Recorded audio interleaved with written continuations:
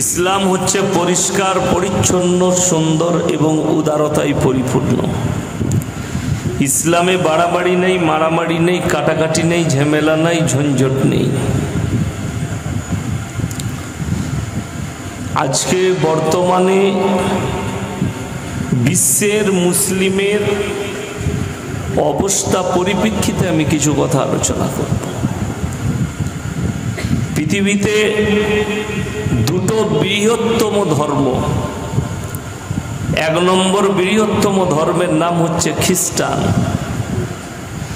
দ্বিতীয় হচ্ছে ইসলাম।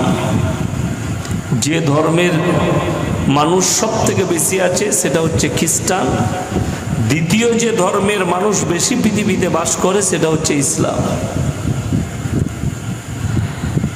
ভারতবর্ষে কম বেশি 40 কোটি মুসলমান আছে, আর গোটা পৃথিবীর সমীক্ষা হচ্ছে গোটা পৃথিবী জুড়ে 240 কোটি মুসলমান আছে।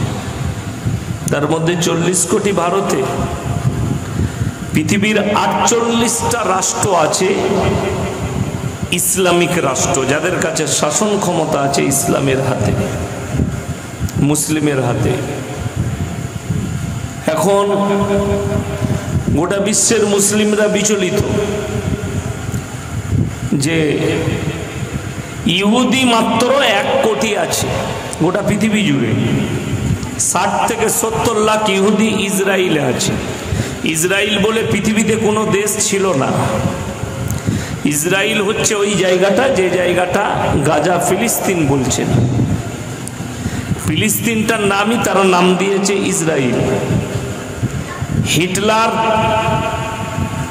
ইহুদিদিকে হত্যা করেছিল, 60 লাখ ইহুদিকে গ্যাস চেম্বারে ভরে মেরেছিল হিটলার। এবং সে লাস্ট বক্তব্য দিয়ে গিয়েছিল যে যারা পানাহ দিচ্ছে তাদেরকে জায়গা কে দিয়েছে? আরব দুনিয়াগুলো। বেচারারা মারা যাবে, এই মরুভূমিতেই ওদিকে একটু বসতে দাও, এই জায়গাটা একটু দাও, ওদিকে পড়ে আছে, ওরা যেন বাঁচে এখানে তাবু খেঁচিয়ে। তো তাদেরকে স্থান দেওয়া হলো, মুসলিম রাষ্ট্রগুলো সই করলো, দাও থাকতে দাও, নাহলে হিটলার মেরে দিবে। সেই যুগে হিটলার বলেছিল যে আমি চলে যাচ্ছি, আমি মরে যাব, গোটা বিশ্বের মানুষ দেখতে পাবে এবং জানতে পারবে যে আমি কেন ইহুদিদিকে হত্যা করেছিলাম। হিটলার বলেছে ইহুদি এমন একটা জাতি যাদের সঙ্গে, ইহুদিদের সঙ্গে যারা মহব্বত করবে তাদের সঙ্গেই বিশ্বাসঘাতকতা করবে তারা। ইহুদি এমন একটা নিকৃষ্ট জাতি। কোরআনে এদের জন্য স্পষ্ট আল্লাহ বলে দিয়েছেন, স্পষ্ট ইহুদিদের জন্য, ইহুদি এবং নাসারা হচ্ছে মুসলমানের চিরশত্রু। এটা কোরআন। সূরা ফাতিহায় আছে গায়রিল মাগযুবি আলাইহিম ওয়ালাদ-দাল্লিন।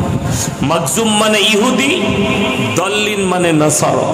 এই দুটো দলই আল্লাহর কাছে পদভ্রষ্ট এবং এদের যারা অনুসারী হবে তারাও পদভ্রষ্ট হবে। এটা কোরআন। ইহুদিরা পদভ্রষ্ট, নাসারারা পদভ্রষ্ট। পৃথিবীর সব থেকে বড় ইসলামের দুশ্মন এটা হচ্ছে ইহুদি। এখন মুসলমান পেচ কি করে হলো, পেঁচিয়ে কি করে গেল? আল্লাহর হাবিব সাল্লাল্লাহু আলাইহি সাল্লাম একা মেহনত শুরু করেছিল মক্কার বুকে। কজন ছিল? নবীকে আল্লাহ নবুয়ত দিলেন, তিনি একা আল্লাহর প্রচার শুরু করলেন, ইসলামের প্রচার শুরু করলেন। সেই যুগে এত বিরোধিতা হয়েছে। আজকে আপনাকে আমি ওইটাই বুঝিয়ে যাব। দেখুন, নবীজির জামানায় যে বিরোধিতা হয়েছে সেই বিরোধিতা আজকে নেই। একজন হাত তুলে বলুন এই 24 পরগনার মানুষ কোন গ্রামে মুসলমানদিকে মসজিদে নামাজ পড়তে দেওয়া হয় না? কোনো মসজিদ জানা আছে আপনাদের? কথা বলে না, জানা নাই। সব মসজিদই নামাজ হয়, বরঞ্চ মুসলমান পড়তে আসে না, ঠিক কি না? চায়ের দোকান আড্ডা মারে। রমজান মাসে মসজিদে মুসল্লিতে জায়গা ছিল না, ঠিক বললাম না ভুল বললাম? এখন কিন্তু সে মাল কটাকে আর খুঁজে পাওয়া যাচ্ছে না, কোথায় গেল? রোজাও শেষ, সে নামাজিও শেষ, খুঁজে পাওয়া যাচ্ছে না। তাইলে আপনাকে জানতে হবে এই নামাজিগুলোকে কে বাধা দিল যে নামাজ পড়িস না? কোন অমুসলিম ভাই বাধা দিয়েছে? কোন প্রশাসন বাধা দিয়েছে? কেউ বাধা দেয়নি, কিন্তু নামাজ পড়ে না। নবীজি সাল্লাল্লাহু আলাইহি সাল্লামের যুগে বাধা ছিল, অত্যাচার ছিল। কোরআন শুনেলেন, একটা কোরআনের আয়াত শোনাই। আল্লাহর হাবিব সাল্লাল্লাহু আলাইহি সাল্লাম কাবা ঘরে কোরআন পড়ছেন। কোথায় বললাম? কাবা ঘরের ভেতরে কোরআন পড়ছেন। বেঈমান কাফেররা যখন দেখলে নবীজি কোরআন পড়ছেন, তো চারিদিকে বেঈমান কাফের অনেকজন শুনতে যাচ্ছে, কি পড়ছে দেখি, কি বলছে নবীজি দেখি, ওনার ভাষাগুলো কি ভাষা বলছেন, মানুষকে কি জ্ঞান দিচ্ছেন ওটা শুনি। অনেক মানুষ শুনছে।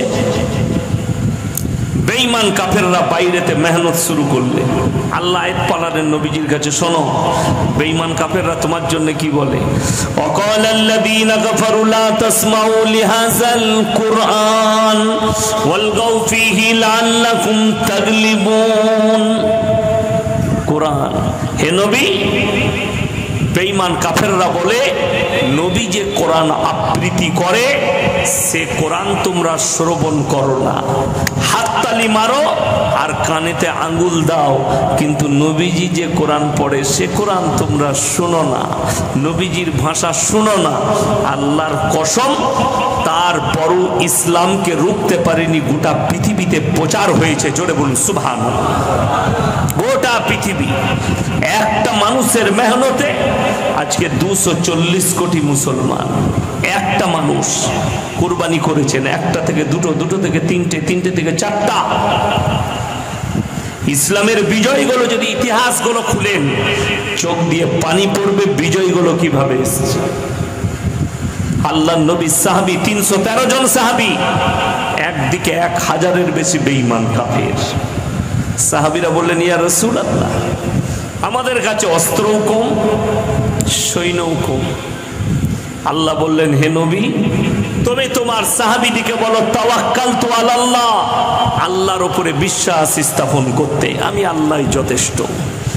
313 জন সাহাবী ঈমান আর ইয়াকিন আর বিশ্বাসের সঙ্গে যুদ্ধের ময়দানে নেমেছে, আল্লাহ তাদেরকে জয়লাভ করিয়েছেন। জোরে বলুন সুবহানাল্লাহ। তাদের থেকে 3 ডবল সৈন্য বেঈমান কাফেরের কাছে, কিন্তু তাদের সামনে টিকে দাঁড়িয়ে থাকতে পারেনি। আল্লাহ বিজয় দিয়েছেন ইয়াকিন আর বিশ্বাসের উপরে আর ইমানের মজবুতির উপরে। আজকে মুসলমানের ইমানের মজবুতি, এটাই আলোচনা করব।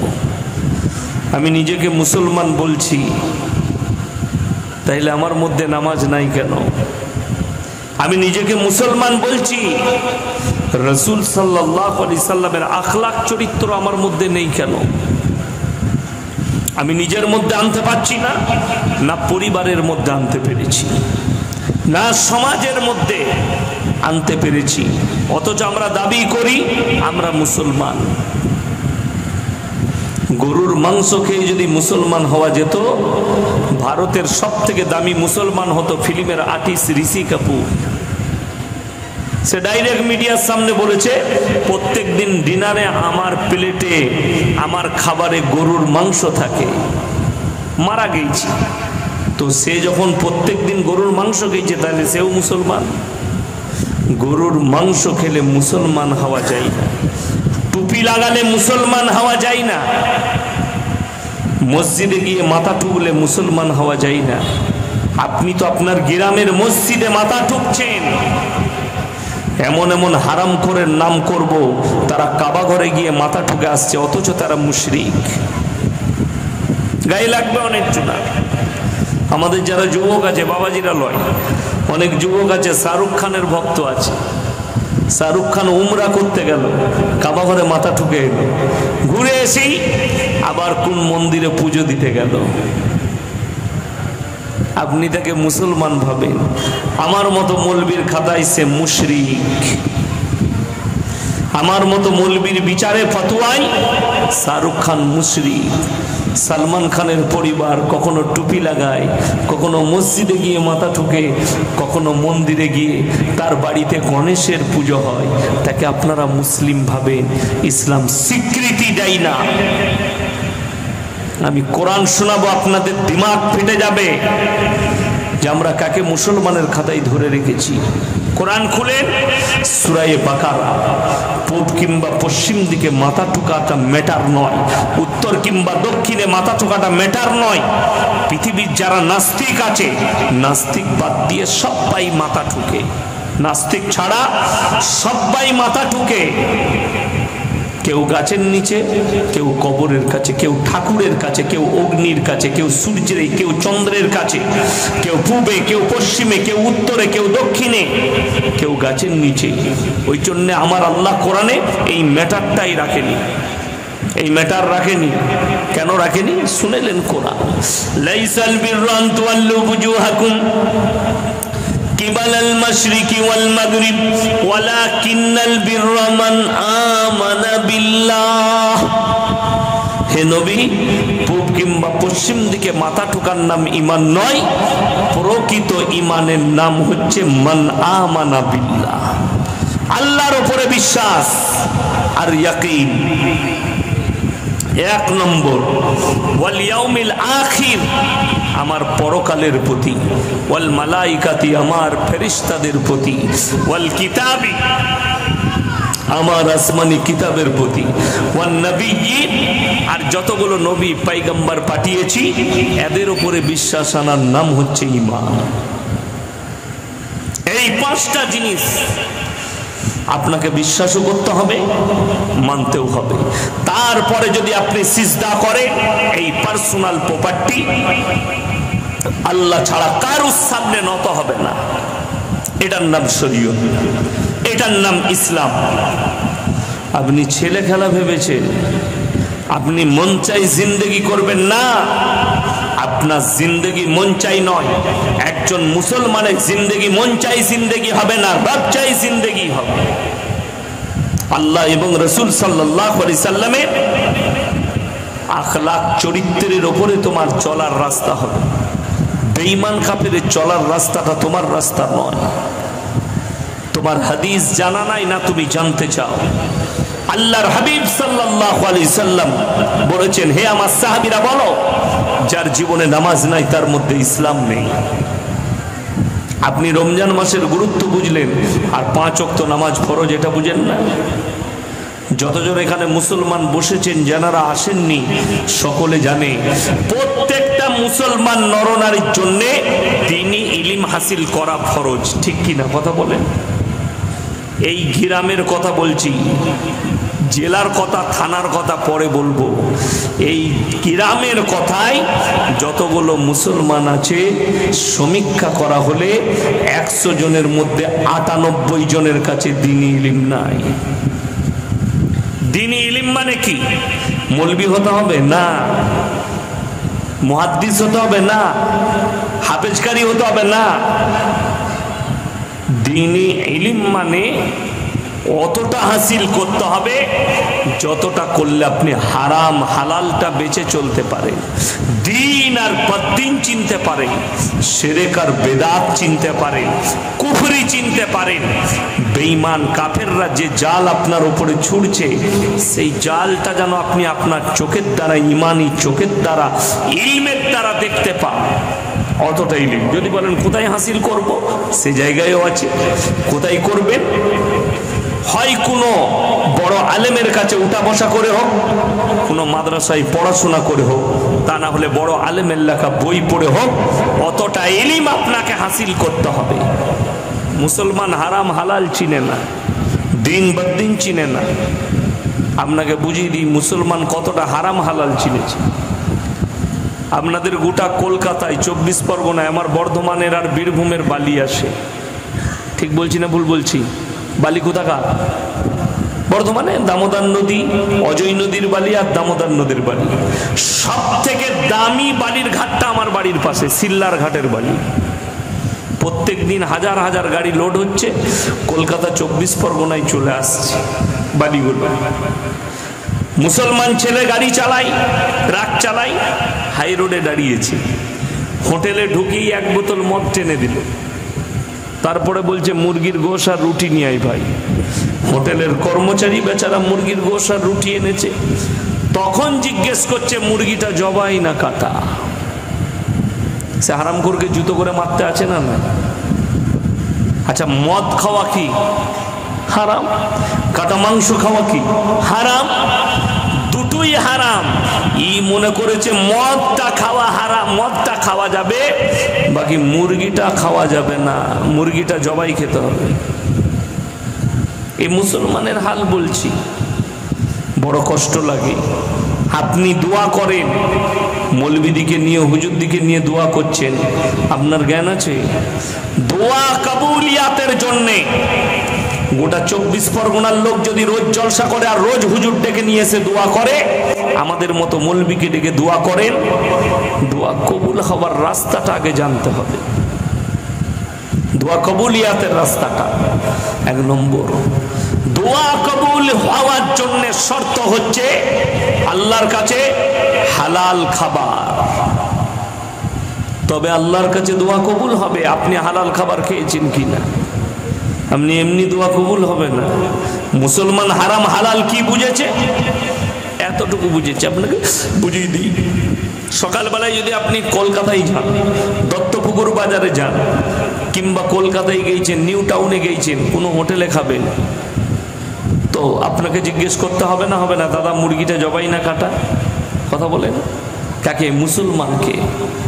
শর্ত আছে আপনার জন্য হালাল খাবার, ওই জন্য আপনাকে জিজ্ঞাসাবাদ করতে হবে যে দাদা মুরগিটা জবাই না কাটা। আপনি এটা বুঝে গেলেন ইয়াসিন ভাইয়ের বয়ান শুনে যে আমাকে জবাই করা মাংস খেতে হবে। সকালে উঠে আপনার বাজারে গিয়ে জিজ্ঞেস করছেন দাদা 1 কিলো জবাই করা মাংস দেন তো। আপনি কিনছেন জবাই করা মাংস, কিন্তু টাকাটা আবার সুদের টাকা, সেই একই মাল দাঁড়িয়ে গেল। কথাটা বুঝাতে পারলাম? এখন সুদের বয়ান করা মৌলবীদের জন্য খুব দুর্দায়, বিশেষ করে ইমামদের জন্য। মসজিদে জুম্মায় যদি খুতবায় সুদের বয়ান করে দেয়, ইমামের চাকরি যাব হয়ে যায়। পেছনে কারা লাগে? সুদখোর মাল কটা। আমাদের দেশের অবস্থা এত ভালো যে মদ খেয়ে মসজিদে ঢুকা যায় না, গাঁজা খেয়ে মসজিদে ঢুকা যায় না, কিন্তু সুদ খেয়ে ফাঁস কাতারে নামাজ পড়া যায়। ঠিক বললাম না ভুল বললাম? ওই জন্য আমাকে সবাই দাওয়াত দেয় না, আমার বয়ান সবাই নিতে পারে না। খুব কঠিন কঠিন বাঁশ দিই আমি, সবাই নিতে পারে না। এরপর যদি বলেন সুদ কি, আমি বলবো না, কোরআনকে জিজ্ঞেস করো। ওয়াহাল্লাল্লাহুল বাইয়া ওয়া হাররামার রিবা। হে আমার নবী, সুদকে হারাম করা হয়েছে আর ব্যবসাকে তোমাদের জন্য হালাল করা হয়েছে। আমার নবী বিশ্ব নবী বলেছেন, হে আমার সাহাবীরা শোনো, কেউ যদি 1 টাকা সুদ খায়, নিজের মায়ের সঙ্গে 36 বার জিনা করার সমান পাপ হবে। 36 বার জিনা করার সমান পাপ হবে 1 টাকা যদি কেউ সুদ খায়। ভেবে দেখুন আজকে মুসলমানের হাল। সুদ হারাম কে জানেন না? একজন হাত তুলেন। সকল মুসলমান জানে। মদ খাওয়া হারাম কোন মুসলমান জানে না? সবাই জানে। কোন মুসলমান জানে না গাঁজা খাওয়া হারাম? সবাই জানে। চুরি করা হারাম কে জানে না? সবাই জানে। লটারির টিকিট কাটা হারাম কে জানে না? সবাই জানে। কিন্তু মুসলমান ব্যবসাও করছে, সুদের ব্যবসাও করে, গাঁজার ব্যবসাও করে, মদের ব্যবসাও করে, হারাম ব্যবসাগুলো করছে তারা হালাল মনে করে। আপনি করুন, জিদ করে করে করুন, কিন্তু কষ্টের বিষয়টা আমি বলে দিই, আমার বাবাজিরা, আমার ভাইয়েরা, কিয়ামতের দিনে আপনি রেহাই পাবেন না। মরণের পরের জিন্দেগিটা চিন্তা করুন। এই যে দুনিয়াটা দেখছেন, আল্লাহর কসম করে বলছি, রং তামাশার দুনিয়া। কোরআন এই দুনিয়ার জন্য আল্লাহ ঘোষণা করেছেন, হে নবী বলে দাও তোমার উম্মতিকে, ওয়ামাল হায়াতুদ দুনিয়া ইল্লা মাতাউল গুরুর, এই দুনিয়া তোমাদের জন্য সম্পূর্ণ ধোঁকা। ধোঁকায় পড়ে আছেন। ধোঁকাটা কখন মিটবে? যখনই আপনার চোখটা বন্ধ হয়ে দুনিয়ার জীবনটা ত্যাগ করে কবরের জীবন নিবেন, পরকালের জীবনটা নিবেন, আপনার মনে পড়ে যাবে এতদিন আমার চোখ খুলেছে, এতদিন আমার চোখ বন্ধ ছিল। আপনি চোখে সব দেখছেন কিন্তু আপনি অন্ধ। কখন অন্ধ? আল্লাহকে যখন চিনতে পারেননি, রসুলকে যখন চিনতে পারেননি, ইসলামকে চিনতে পারেননি, দিনকে চিনতে পারেননি। আপনারা অবাক হবেন, নবীজি সাল্লাল্লাহু আলাইহি সাল্লাম উম্মি, এটা একটা ইসলাম নয়। পৃথিবীর যতগুলো ধর্মগুরু আছে, যতগুলো ধর্মের মানুষ আছে, সবারই জানা উচিত যে পৃথিবীর এমন একজন ব্যক্তি হযরত মুহাম্মদ মুস্তাফা সাল্লাল্লাহু আলাইহি সাল্লাম, যিনি দুনিয়ার বুকে কারোর কাছে জ্ঞান অর্জন করেননি, কিন্তু পৃথিবীর সব জ্ঞানীরা আজও তিনার জন্য কলম ধরে লিখতেই আছে। জোরে বলুন সুবহানাল্লাহ। যিনি কারোর কাছে পড়ালেখা করেননি, তিনি সব থেকে বেশি পণ্ডিত হয়ে গেলেন, পৃথিবীর শ্রেষ্ঠ ব্যক্তি হলেন, পৃথিবীর শ্রেষ্ঠ সায়েন্টিস্ট হলেন, পৃথিবীর শ্রেষ্ঠ দার্শনিক, অর্থনীতিবিদ, যা বলবেন সব লাকাবটাই নবীজিকে লাগানো যাবে। এত জ্ঞান আল্লাহ ভান্ডার দান করেছিলেন আল্লাহ রাব্বুল আলামিন, অথচ দুনিয়ায় কারোর কাছে লেখাপড়া করলেন না। এটাই আশ্চর্যের বিষয়। এরাই পৃথিবীর মানুষকে মেনে নেওয়া দরকার। যিনার কোনো শিক্ষক দুনিয়াতে নেই, যিনি হচ্ছেন গোটা পৃথিবীর মানুষের শিক্ষক। জোরে বলুন সুবহানাল্লাহ। স্বামী বিবেকানন্দের মতো লোক বলেছেন, পৃথিবীতে যদি কেউ মহামানব থাকেন, তিনি হচ্ছেন হযরত মুহাম্মদ মুস্তাফা, বলুন সাল্লাল্লাহু আলাইহি ওয়াসাল্লাম। আপনি দেখিয়ে দেন, একটা মনীষী দেখিয়ে দেন বার করে। স্বামী বিবেকানন্দ পড়াশোনা করে মনীষী হয়েছেন। বঙ্কিমচন্দ্র চট্টোপাধ্যায়, শরৎচন্দ্র চট্টোপাধ্যায়, কাজী নজরুল ইসলাম, আপনার রবীন্দ্রনাথ ঠাকুর, ঈশ্বরচন্দ্র বিদ্যাসাগর, যতগুলো পণ্ডিত আর মনীষী দেখবেন সবাই পড়ালেখা করে মনীষী হয়েছে, আল্লাহ কাপ পেয়েছে। আমার নবীজিকে কারোর কাছে পড়তে হয়নি। নবীজি কারোর ছাত্র নয়, নবীজির ছাত্র গোটা পৃথিবীর শিক্ষিতরা। জোরে বলুন সুবহানাল্লাহ। তবেই তিনি পয়গম্বর, তবেই তিনি শ্রেষ্ঠ ব্যক্তি পৃথিবীর। আপনি তার উম্মত, আপনার গর্ব হওয়া দরকার। বেঈমান কাফেররা আপনাকে ঘিরে ফেলেছে, চারিদিকে বেরোবার রাস্তা নাই। আপনি দেখুন, আমি দেখলাম বাংলাদেশের কজন গজল গায়ক গজলের মাধ্যমে বয়কট করেছে, ইসরায়েলের পণ্যগুলো খেও না, বয়কট করুন। আবার সেই গজল গায়ক হারামখোর দিকে দেখছি তারা হোটেলে বসে ওই থামস আপ আর কোকো কলা নিয়ে খাচ্ছে। তারাই বয়কটের নাম এটা নয়। আপনারা আজকে মৌলবীদের মুখে বয়কট শুনছেন, আমরা বাপ বেটা জীবনে কোনোদিন খাইনি। আমি কুটুম বাড়ি গেলে বলি, ভাই লেবুর শরবত করে দাও। আমাদের বাপ দাদুদের আমলে লেবুর শরবত, কাগজি লেবু দিয়ে, চিনি দিয়ে, নুন দিয়ে ঘুরে দিলে ওর থেকে দামি প্রোডাক্ট আর কিছু নাই। কি বুঝলেন?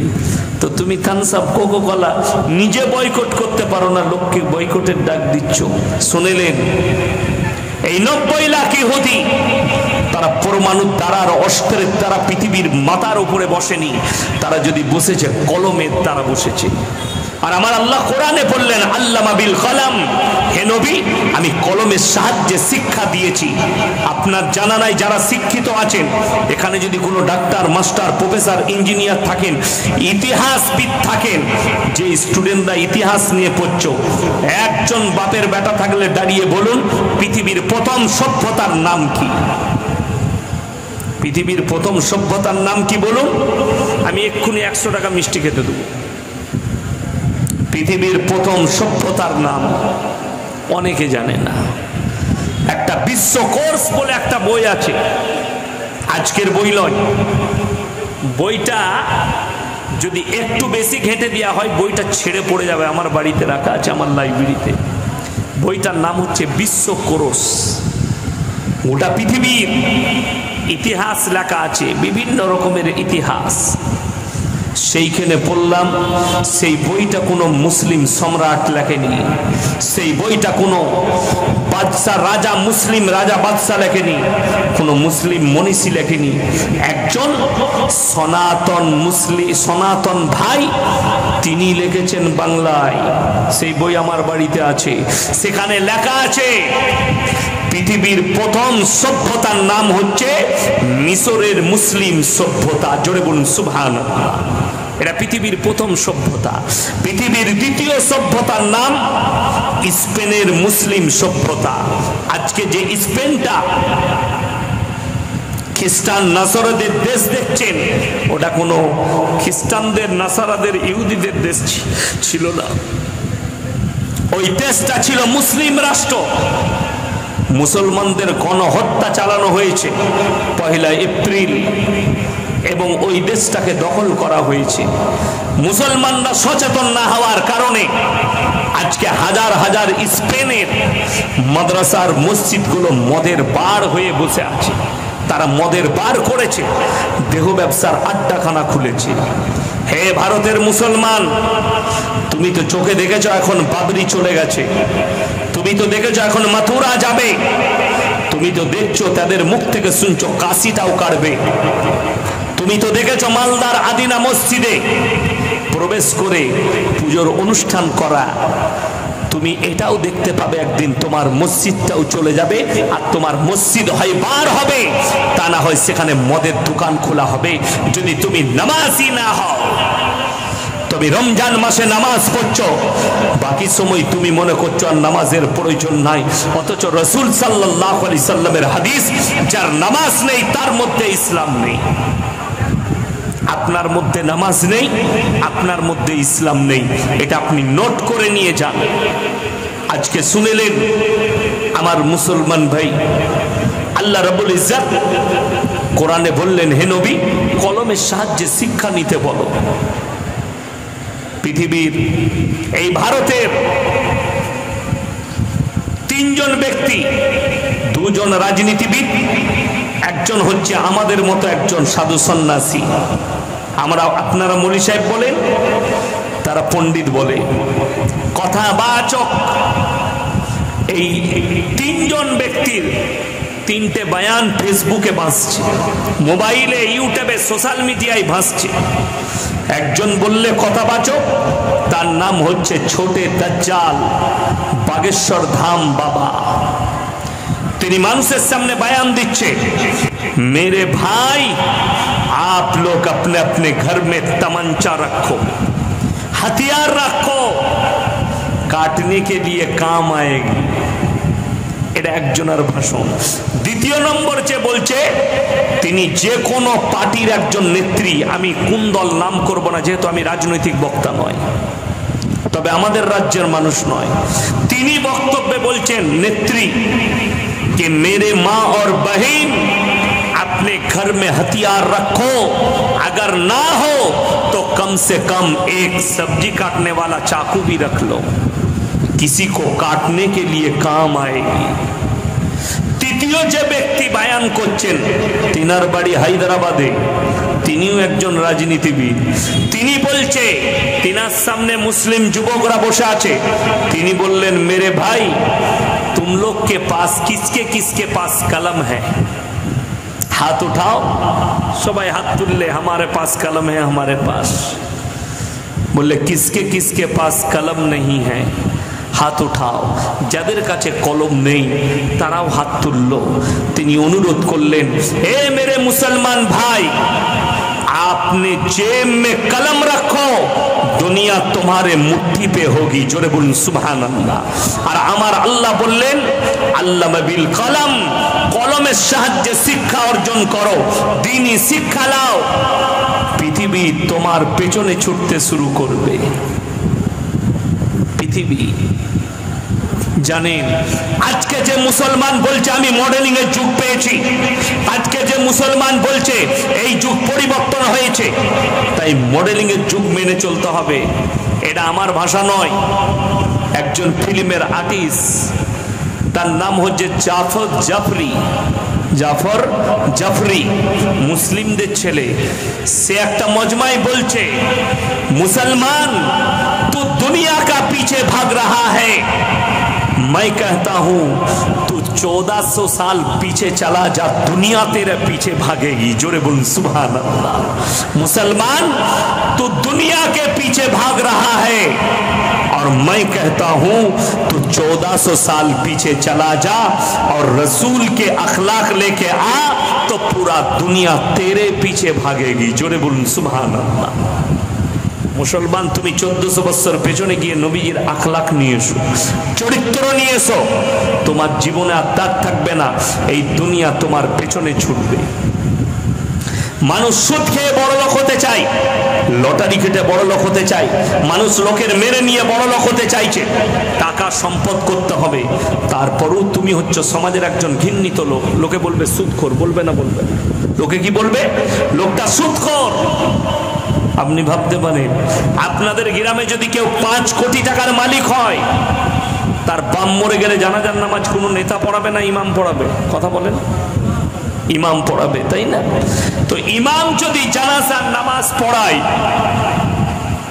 ইমামের বেতন 5000, কিন্তু ইমাম সাহেব দিনের ওপরে প্রতিষ্ঠিত থাকার কারণে এই কোটিপতিরাও ইমামের পেছনে আল্লাহ করে দিয়েছে। জোরে বলুন সুবহানাল্লাহ। আপনি ইমানদার হন, নবীজি সাল্লাল্লাহু আলাইহি সাল্লামের হাদিস, এ সুদখোর গাঁজাখোররা, এ লটারিওয়ালারা, শোনো, কান খুলে শুনে যাও। তুমি মনে করছো লটারি বরকত পাবো, নবীজির হাদিস শোনো। আল্লাহর হাবিব বললেন, যারা আল্লাহর রাস্তায় দিনের পথে থাকবে, আল্লাহ মৃত্যুকাল পর্যন্ত তাদেরকে ইজ্জতের রুজি দান করবেন। জোরে বলুন সুবহানাল্লাহ। ইজ্জতের রুজি দান করবেন। বড় দুঃখের সঙ্গে বলছি আমার মুসলমান ভাই, আপনারা দুঃখ পাবেন না, আমি কেউকে আঘাত দেবার জন্য বলছি না। সমাজকে দেখে আমাদের উলামাদের আলেমদের কষ্ট হচ্ছে, পরিস্থিতি দেখে। আজকে ভেবে দেখুন, কাকে আপনি গালি দিচ্ছেন? আল্লামা ইকবাল লিখে গেছে, ইস ঘর কো আগ লাগি ঘর কি চিরাগ সে। মুসলমান তোমরা নিজেদের ঘরে নিজের আগুন ধরিয়েছ। আপনি দেখুন, মুসলমানরা একটুতে বিচলিত হয়ে যায়। আমরা এই ভারতবর্ষে হিন্দু, মুসলিম, শিখ, ইসাই সব ধর্মের মানুষ বাস করি, এটা সেকুলার। বাবা আম্বেদকর লিখে গেছে সংবিধান, এবং লেখা হয়েছে এই ভারতে যারাই বাস করবে, যে ধর্মের মানুষ, নির্দ্বিধায় নিজের ধর্ম পালন করবে। বড় কষ্ট লাগে, আপনার মসজিদের পাশ দিয়ে হিন্দু ভাইরা ঠাকুর ভাসাতে গেছে ঢোল বাজিয়ে, ডিজে বাজিয়ে। আপনি থানায় অভিযোগ করছেন যে আমাদের পাড়ার হিন্দু ভাইরা আমাদের মসজিদের সামনে ডিজে বাজিয়ে গেছে, ডিজে বাজিয়ে ঠাকুর ভাসাতে গেছে, আমাদের কষ্ট হয়েছে। হাই রে মুসলমান, হিন্দু ভাইরা তাদের ধর্ম পালন করবে, তারা ঘন্টা বাজিয়ে, তারা ডিজে বাজিয়ে, তারা ড্যান্স করে তাদের ঠাকুর ভাসাতে গেলে তোমার যদি কষ্ট হয়, হাই রে হারামখোর মুসলমান, তুই তোর বেটা বিটির বিয়েতে গান বাজাস, তখন তোর কষ্ট হয় না? কথাটা বুঝাতে পারলাম? শুধু তাই নয়, আপনাকে কাগজ খুলে, মোবাইল খুলে দেখিয়ে দেবো, ঈদ উপলক্ষে বুগি বুগি ড্যান্স মুসলিমরা করেছে, ঈদ উপলক্ষে ফাংশন, ঈদ উপলক্ষে ড্যান্স হাঙ্গামা, ঈদ উপলক্ষে ফুলানে অনুষ্ঠান, ঈদ উপলক্ষে এই।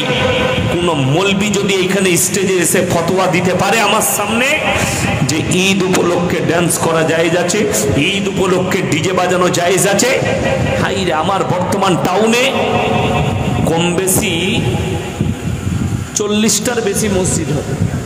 কটা বললাম? 40-এর বেশি মসজিদ হবে বর্ধমান টাউনে। এটা আমি কম বললাম, আমি আন্দাজ বলছি, আরো বেশি হতে পারে।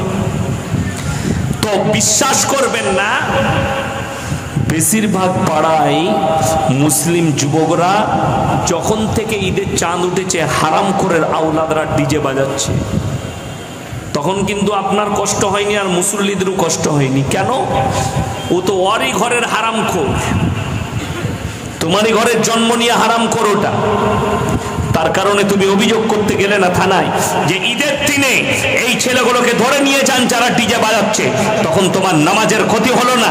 সারা রাত ফজর পর্যন্ত ডিজে, সারা দিন ডিজে বাজলো, তখন তোমার নামাজের ক্ষতি হয়নি, তোমার ইমানের ক্ষতি হয়নি। আর একজন অমুসলিম ভাই যার মধ্যে দ্বীনের জ্ঞান নেই, যে কোরআন হাদিসের জ্ঞান যার মধ্যে নেই, যে আমার রসুলকে চিনে না, যে আমার আল্লাহকে চিনে না, সে নিজের ধর্ম পালন করছে, তোমার কষ্ট হয়ে গেল।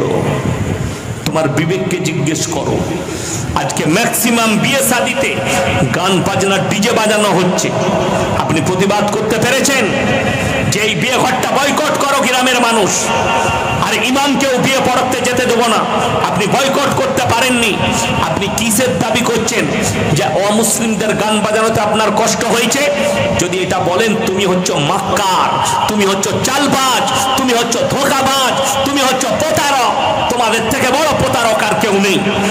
তুমি অন্য ধর্মকে নিয়ে তোমার মাথায় ব্যথা হয়, অথচ তোমার ঘরের লোক বিয়েতে শাদিতে গান বাজনা নাচ ড্যান্স আর যত রকমের নোংরামি আছে মুসলমানের বিয়েতে আজকে বর্তমানে হতে যাচ্ছে, সেগুলোর আপনি বাধা দিতে পারেন না। ইমাম বাধা দিলে ইমামের চাকরি চলে যায়। আমি কেন বলছি? এখনই যদি কমিটির লোক বলে হুজুর আমরা ব্যথা পাচ্ছি, এসব কথা বলবেন না, আমার গাড়ি রেডি আছে, তুই তোর জলসা বুঝেন আমি বাড়ি চেপে পালিয়ে যাবো। কথাটা বুঝতে পারেননি? আমার কিন্তু চাকরি যাবার ভয় নাই। ইমাম বলে দিলে ইমামের চাকরি চলে যায়। আমার বর্তমান জেলার কথা বলছি, রমজানুল মুবারকের মাস, ইমাম সাহেব মাইয়াত হয়েছে জানাজার ময়দানে, আর প্রত্যেক গ্রামে একটা করে মোড়ল থাকে, থাকে না? থাকে না? মোড়ল থাকে। সেই মোড়ল এলান করছে জানাজার ময়দানে, যে সমস্ত মেহমানরা এসছেন জানাজার নামাজ পড়ে মাটি দিয়ে খানা খেয়ে যাবে। ইমাম সাহেব এলান করলে মাইকটা ধরে, রমজান মাসে খানার এলান করা হারাম, কসম খাবো না, যদি বিশ্বাস না হয় আমার গাড়িতে চাপুন, আপনার আমার বর্ধমান থেকে আসা যাওয়ার ভাড়াটাও আপনাকে দেবো। সেই ইমাম অন্য জায়গায় ইমামতি করছে, সকালবেলায় মসজিদ কমিটি তাকে তাড়িয়েছে, মসজিদ কমিটি তাড়িয়েছে। পশ্চিম বাংলায় যদি 1000 মসজিদ থাকে, 900 মসজিদের মতোয়াল্লি থাকার যোগ্যতাই রাখে না। 900 মসজিদের সেক্রেটারি থাকার যোগ্যতাই রাখে না। কেন বলছি? আমি কেউ ভয় করি না, আমার চাকরি যাবার ভয় নাই, আমি ইমামতিও করি না, আমি আমার বাপের মাদ্রাসার শিক্ষক। কথাটা বুঝতে পেরেছেন না? পারেন? আমি আমার যোগ্যতায় আছি মাদ্রাসায়। আমাকে যদি মাদ্রাসাওয়ালারা বলে এই ভাষণ দিয়েছো, চলে যাও, চলে যাবো, আবার অন্য মাদ্রাসায় যাব, যে নিবে আমাকে। আমি কেন বাঁয়ে বুড়ানো বক্তা আমি লয়, আমি গোল আলু মাল লয়, গড়িয়ে দিবেন চলে যাবে মালটা। আমি আমার কথাটাই বলবো। আপনি ভেবে দেখুন তো, ইমামের ইন্টারভিউ নেওয়া হয়, কোথা থেকে পাশ করেছেন, কতদূর পড়াশোনা করেছেন, ইন্টারভিউ নিচ্ছে কে? হারামখোর, জীবনে নামাজ পড়ে না সে। আমি বললেই খারাপ।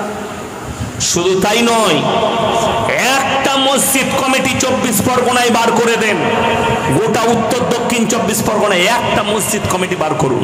আজকে আমি উত্তর 24 পরগনায় আছি, কালকে দক্ষিণে থাকবো বজবজ পূজা দিতে, বজবজে প্রোগ্রাম আছে কালকে, আমি আবার আসবো মাদ্রাসার ক্লাস করে। শুনেলেন? একটা মসজিদ কমিটি বার করুন, যে কোনো ভালো আলেমের কাছে গেছে, কোনো ভালো মৌলবীর কাছে গেছে, গিয়ে বলেছে যে হুজুর বলে দেন তো মসজিদের সেক্রেটারি হতে গেলে শর্তগুলো কি কি লাগবে। 1 নম্বর শর্ততেই অনেকজন ফেলোয়ার হয়ে যাবে। 1 নম্বর শর্ত, ইমামের অবর্তমানে ইমামতি করার যোগ্যতা থাকতে হবে, খুতবা দিবার যোগ্যতা থাকতে হবে ইমামের অবর্তমানে। 2 নম্বর, তাকে ন্যায় পরায়ণ হতে হবে, ন্যায় পরায়ণ, হক কথা বললেওয়ালা হতে হবে। 3 নম্বর, আমানতদার হতে হবে, আমানতের খিয়ানত হলে হবে না। রাগ করবেন, আমি আমার বর্ধমান জেলার কথাই বলছি, 24 পরগনার নয়। একটা মসজিদ আছে, মসজিদের পাশে পুকুর, বড় পুকুর, মাছ চাষ হয়। পুকুরের পাশে 30 থেকে 40টা তাল গাছ আছে। তাল গাছ বুঝেন তো?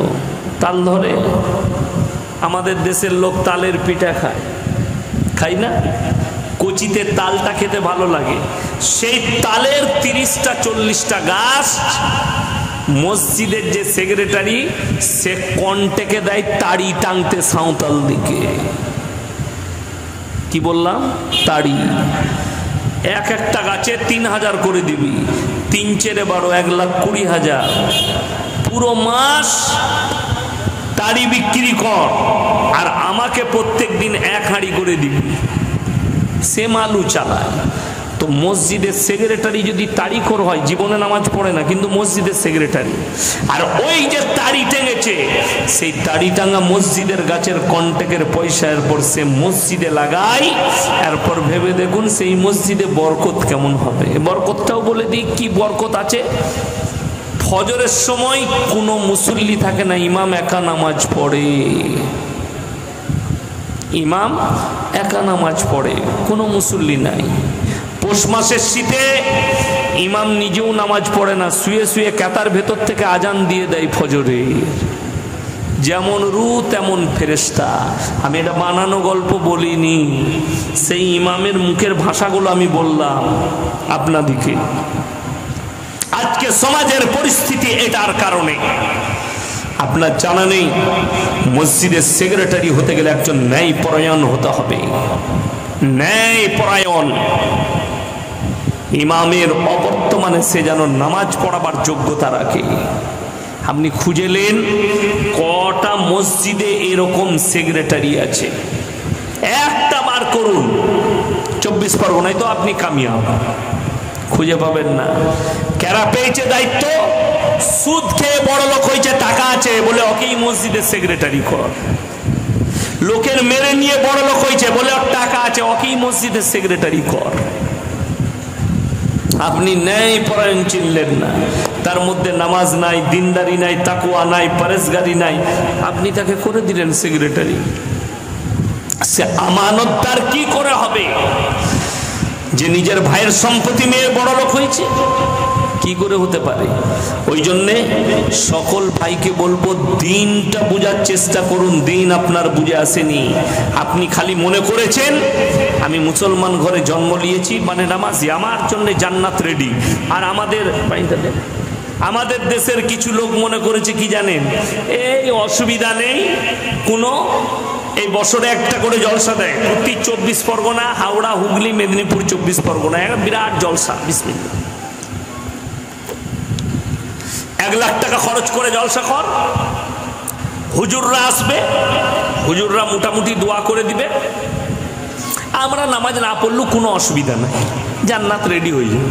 হুজুররা আছে, দোয়া করবে, জান্নাত একদম ফার্স্ট ক্লাস রেডি। হুজুর দোয়া করলে, আল্লাহ সব গ্রামবাসীকে জান্নাতি করে দাও, সবাইকে জান্নাতুল ফিরদাউস দান করো। আর মাতাল দেখলে সালা এই সুবিধা আছে, দোয়াতে হাত লাগিয়ে দি, তো ও চালিয়ে দিলে সবাই পেরিয়ে গেল। এরা মনে করলে দারুণ হুজুর পেয়েছি, কোনো অসুবিধা নাই, জান্নাত একদম রেডি। 3 বোতল মদ খেয়ে মারা গেছে দত্তপুকুরে রোডের ওপরে, হাই রোডে অ্যাক্সিডেন্ট হয়ে, চিন্তার কিছু নাই। হুজুরকে দাওয়াত দাও, ইয়াসিন হুজুরকে, আমাকেই দাওয়াত দিয়েছেন। হুজুর ইসালে সব করব, আপনি মিলাদ করে দেন, দোয়া করে দেন, জান্নাতে যাবে। আমি কি দোয়া করব আপনি শিখিয়ে দেন। মাতাল লেগে দোয়াটা কি করব আপনি শিখিয়ে দেন আমাকে। আমাদেরকে দোয়া করতে বললে আমরা দোয়া করি কি জানেন, আল্লাহ মুমিনিন মুমিনাত মুসলিমিন মুসলিমাত। মুমিন হতে হবে, মুমিনা হতে হবে, মুসলিম হতে হবে, মুসলিমা হতে হবে, তবে দোয়া। আপনি বলছেন আমি গল্প বলছি, আপনার মনে মনে হবে কেন দোয়া করা যাবে না? মদের ভাঁটিতে জীবন কাটিয়েছে, গাঁজার ভাঁটিতে জীবন কাটিয়েছে, চিরজীবন মুশরিক হয়ে জীবন কাটিয়েছে। মুসলিম ঘরে জন্ম নিয়েছে, মুশরিক হয়ে মারা গেছে, নাস্তিক হয়ে মারা গেছে, তার লেগে হুজুর দোয়া করা যাবে না? না, আমার সিস্টেমে যাবে না। যদি বলেন না দোয়া করা যাবে, তাইলে শোনো, যিনি পৃথিবীর শ্রেষ্ঠ ব্যক্তি, শ্রেষ্ঠ মহামানব, তিনি হচ্ছেন হযরত মুহাম্মদ মুস্তাফা, সকলে বলুন সাল্লাল্লাহু আলাইহি সাল্লাম। বুখারী শরীফের হাদিস, আল্লাহর নবীর কাছে খবর এলো, ইয়া রাসূলুল্লাহ, আপনার চাচা যান যেন অসুস্থ অবস্থায় আছে, মারা যাবেন। নবীজি ছুটলেন বাড়িতে চাচার, আর হাতটা ধরে বললেন, হে আমার চাচা যান, আপনি একবার কলমাটা পড়ে নিন, আমি আল্লাহর কাছে কেনে কেনে আপনার জন্য ক্ষমা চাইব। নবীজি চাচা বললেন, হে আমার ভাইপো, আমি যদি বার্ধক্যে কলমা পড়ি, লোকে বলবে মৃত্যু ভয়ে কলমা পড়েছে, তাই আমি কলমা পড়তে পারবো না। আমার আল্লাহ আয়াত পাঠালেন, ইন্নাকা লা তাহদি মান আহবাবতা ওয়ালাকিন্নাল্লাহা ইয়াহদি মান ইয়াশা। হে আমার বিশ্ব নবী, হিদায়াতের দপ্তরটা আমার আল্লাহর হাতে, আমার ইচ্ছা নেই, তাই তোমার চাচা কলমা পড়তে পারবে না। আমি তোমাকে হিদায়াতের মালিক করিনি, তুমি যাকে চাও তাকে তুমি হিদায়াত দিতে পারো না, ওটা আমার আল্লাহর হাতে। নবীজি চাচা যান চলে গেলেন। এরপরে দোয়া শুরু করলেন, ওগো আল্লাহ, তুমি আমাকে যতদিন না নিষেধ করছো, আমি আমার চাচার জন্য তোমার কাছে কেঁদে কেঁদে ক্ষমা চাইব। নবীজি চাচার জন্য আল্লাহর কাছে ক্ষমা চাইতে লাগলেন। আল্লাহ আবার আয়াত পাঠালেন, মা কানা লিন নাবিয়্যি ওয়াল্লাযীনা আমানু আইয়াস্তাগফিরু লিল মুশরিকিন ওয়ালাউ কানু উলি কুরবা। হে নবী এবং মুমিনরা শোনো, এখানে আল্লাহ শুধু নবীকে নসিহত করেননি, নবী এবং মুমিনরা শুনে নাও, যারা মুশরিক হয়ে বেঈমান কাফের হয়ে বদ্দিন হয়ে মারা গেছে, তাদের লেগে দোয়া করতে পাবে না, যদিও তারা তোমাদের নিকটতম আত্মীয় হয়। কেউ যদি মৃত্যুর আগে কালমা পড়ে নেয়, ইস্তেগফার করে নেয়, তার জন্য কামিয়াবি আছে। ওই জন্যে কোনো একটা অমুসলিম ভাইকেও আপনি জাহান্নামী বলতে পাবেন না। আপনি খালি কাজ বলবেন যে কেউ যদি আল্লাহ ব্যতীত অপরকে সিজদা করে, বিশ্বাস করে, ভালো মন্দের মালিক মনে করে, এটা শিরকের পাপ, আল্লাহ তাকে জাহান্নামে দিবেন যদি এই হালতে মৃত্যু হয়। কিন্তু তার আগে যদি কেউ কি আল্লাহ তাআলা হিদায়াত দিয়ে দেয়, তো আল্লাহ বেহতার জানে আল্লাহ তাকে কেমন জান্নাত নসিব করবেন, সে জান্নাতি হয়ে যেতে পারে। ওই জন্য মুসলমান ভাই, আপনার মনে মনে হবে যে আমার ছেলে যেভাবেই মারা গেছে, পৃথিবীর আর একটা দৃষ্টান্ত দিচ্ছি, পৃথিবীর এমন একজন নবী আছেন যিনি নিজের চোখে লাইভ মৃত্যু দেখেছেন সন্তানের, তিনি হচ্ছেন হযরতে নূহ নবী। আপনার চোখ দিয়ে পানি আসা দরকার। ছেলে যদি নদীতে পড়ে যায়, বাপ সাঁতার না জানলেও ঝাঁপ দিবে ছেলেকে বাঁচানোর জন্যে। আশ্চর্যের বিষয় কি জানেন? অবাক হয়ে যাবেন, নূহ নবীর কওমকে নূহ নবী একদিন, দুদিন, 1 বছর, 2 বছর, 100 বছর, 200 বছর, 300 বছর, 400 বছর, 500 বছর নয়, 950 বছর দাওয়াত দিয়েছেন। তারপরেও মুষ্টিগত লোক ঈমান এনেছে। নূহ নবী অনুরোধ করলেন, হে আমার কওমের লোকেরা, তোমরা আমার প্রতি আর আল্লাহর প্রতি ঈমান নিয়ে এসো, তা না হলে আমার আল্লাহ কঠিন আযাবে মুবতালা করবে। নূহ নবীর ছেলে কেনান, তার কওমের লোকেরা বলল, তোমার আল্লাহ কি আযাব দেবে? নূহ নবী বললেন, মুষলধারার বৃষ্টি দিয়ে তোমাদেরকে বন্যায় ডুবিয়ে দেওয়া হবে। নূহ নবীর ছেলে কেনান বললে, তোমার আল্লাহকে বলো, তোমার আল্লাহ যদি বৃষ্টি বর্ষণ করে, বন্যা দেয়, এমন উঁচু জায়গায় চেপে যাব যেখানে তোমার আল্লাহর পানি পৌঁছাবে না। আল্লাহ বললেন, এত বড় আস্পর্ধা, আমাকে চ্যালেঞ্জ। ওয়াকাম মিন ক্বরিয়াতিন আহলাকনাহা ফাজাআহা বাসুনা বায়াতান আও হুম কাইলুন। হে নবী শুনে নাও, আমি যখন কোনো জাতিকে ধ্বংস করি, নির্দিষ্ট সময়ে করি, যখন তারা গভীর নিদ্রায় থাকে কিংবা দ্বিপ্রহরে, দুপুর বেলায় আরামরত অবস্থায় থাকে, আমার আযাব তাদেরকে গিয়ে অ্যাটাক করে, পালাবার কোনো রাস্তা খুঁজে পাবে না। ওয়াকাম মিন ক্বরিয়াতিন আহলাকনাহা ফাজাআহা বাসুনা বায়াতান আও হুম কাইলুন। চোখ দিয়ে পানি আসবে আপনার। রাত 2টোর পরে মুষলধারার বৃষ্টি, রেওয়ায়েতে আছে, মুফাসসিরিনরা লিখেছেন পৃথিবীর সবথেকে বড় প্রলয় ঘটেছিল নূহ নবীর জামানায়। সমুদ্রের পানিকে আল্লাহ 1250 ফুট উপরে তুলে দিয়েছিলেন, গোটা পৃথিবী ডুবে গেছে। নূহ নবীর কম হাবুডুবু খাচ্ছে, নূহ নবী নৌকার উপরে। চোখেতে যখন সন্তানকে দেখেছে, আমার বেটা কিনান ডুবে মারা যাচ্ছে হাবুডুবু খেয়ে, থাকতে না পেরে আল্লাহকে বললেন, লা আসিমাল ইয়াউমা মিন আমরিল্লাহ, হে আল্লাহ, এ আমার ওরসজাত পুত্র, তুমি একে রক্ষা করো। আল্লাহ সঙ্গে সঙ্গে উত্তর দিলেন, লামিনাল খাসিরিন, হাত নামাও, দোয়া বন্ধ করো। যে আমাকে মানেনি, আমার নবীকে মানেনি, আমার দিনকে মানেনি, আমাকে চ্যালেঞ্জ করেছে, তার লেগে তুমি দোয়া চাইতে পাবে না, তা না হলে তোমাকেও ক্ষতিগ্রস্তদের মধ্যে ফেলে দেবো। হে আমার ভাইয়েরা, যদি আল্লাহ নবীকে এরকম ধমকি দেন, দোয়া বন্ধ করে দাও, তা না হলে তোমাকেও ফেলে দেবো ক্ষতিগ্রস্তদের মধ্যে, তুমি তোমার মুশরিক বেটার জন্য কেমন করে দোয়া করবে? তুমি তোমার নাস্তিক সন্তানের জন্য কেমন করে দোয়া করতে পাবে? তোমার ছেলে মদের ভাটিতে জীবন কাটিয়ে মারা গেছে, তার লেগে তুমি কেমন করে দোয়া করতে পাবে? তোমার বিবেককে জিজ্ঞেস করো, তোমার বুদ্ধিকে জিজ্ঞেস করো, তোমার সমাজকে জিজ্ঞেস করো, তুমি বুঝতে পারবে। তোমার মস্তিষ্কটা ঠিক করে নাও। তুমি যাকে জান্নাতে দিতে চাইছো, জীবনটা পাপে ভরে গেছে, অন্যায় ভরে গেছে, তাকে তুমি জান্নাতে দিতে চাইছো। তোমার কত বড় ধষ্টতা, কত বড় দৃষ্টতা তোমার! কিরকম ভাবে তুমি ভাবো যে আমি তাকে জান্নাতে দিয়ে দেবো, দোয়া করব তার জন্য? আল্লাহ নবীকে নিষেধ করেছেন, আল্লাহ নূহ নবীকে নিষেধ করেছেন। আপনি যদি কোরআন খুলে এক একটা হিস্ট্রি পড়েন, কতগুলো নবীকে, জাতিকে আল্লাহ ধ্বংস করেছেন, আপনি অনুভব করতে পারবেন না। আমার ভাই, শুধু তাই নয়, মায়েরা কান খুলে শুনে যান। যদি কোনো মায়েরা, বোনেরা মনে করেন যে আমার জীবনে আমি যা অন্যায় করি, আমি যা পাপ করেছি আর যা পাপ করছি, আমি যা ইচ্ছা তাই করে যাব, অবশ্যই আমার স্বামী আলেম আছে, জান্নাতে নিয়ে যাবে। আমার বাপ আলেম আছে, জান্নাতে নিয়ে যাবে। আমার 14 পুরুষে হুজুর আছে, তারা জান্নাতে নিয়ে যাবে। আমি অমুক হুজুরকে ভালোবাসি, তারা জান্নাতে নিয়ে যাবে। তারা তো, হুজুররা তো দূরের কথা, আমি আপনাদেরকে কোরআন শোনাবো, 2টো আয়াত শোনাবো, মায়েদের জন্য একটা আর গোটা পৃথিবীর মানুষের জন্য একটা। খুব সূক্ষ্মভাবে বুঝবেন। আজকে আমি জলসা করতে এসেছি, আমার আগের বক্তা বলেছেন, তার আগের বক্তা বলেছেন, এনারা বারবার বলে গেছেন, অনেক বক্তারা বক্তব্য দিয়ে গেল আজকের এই মজমায়।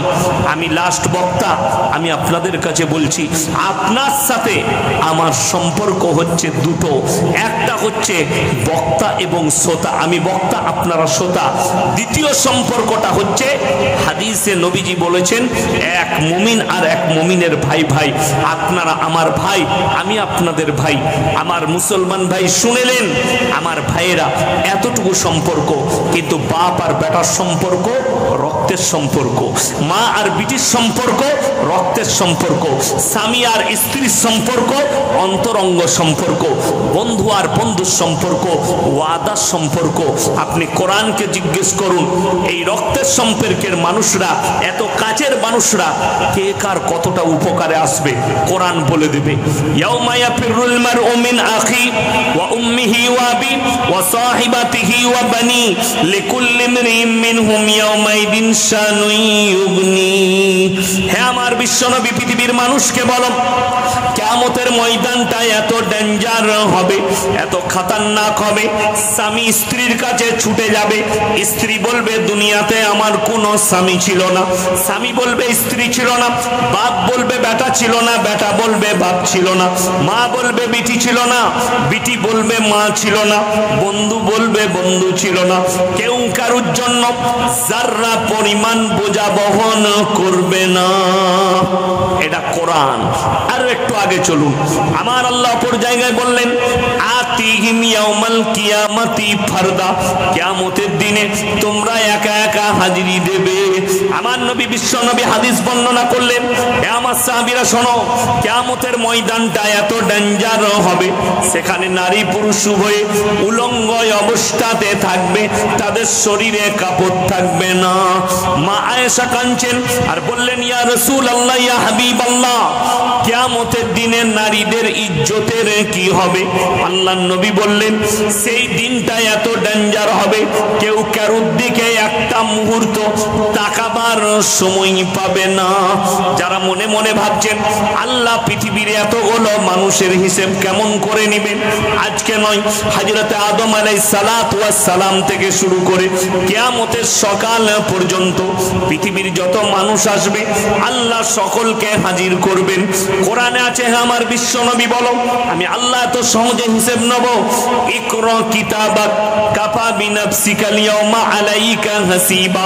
আমি আমার বান্দা বান্দীদের হাতে তাদের আমলনামা ধরানো হবে, কিতাব ধরিয়ে দেওয়া হবে। ইকরা কিতাবাক কাফা বিনাফসিকা আল-ইয়াওমা আলাইকা হাসিবা। তোমরা নিজের মুখেতে নিজের হিসেবটা দিয়ে দাও।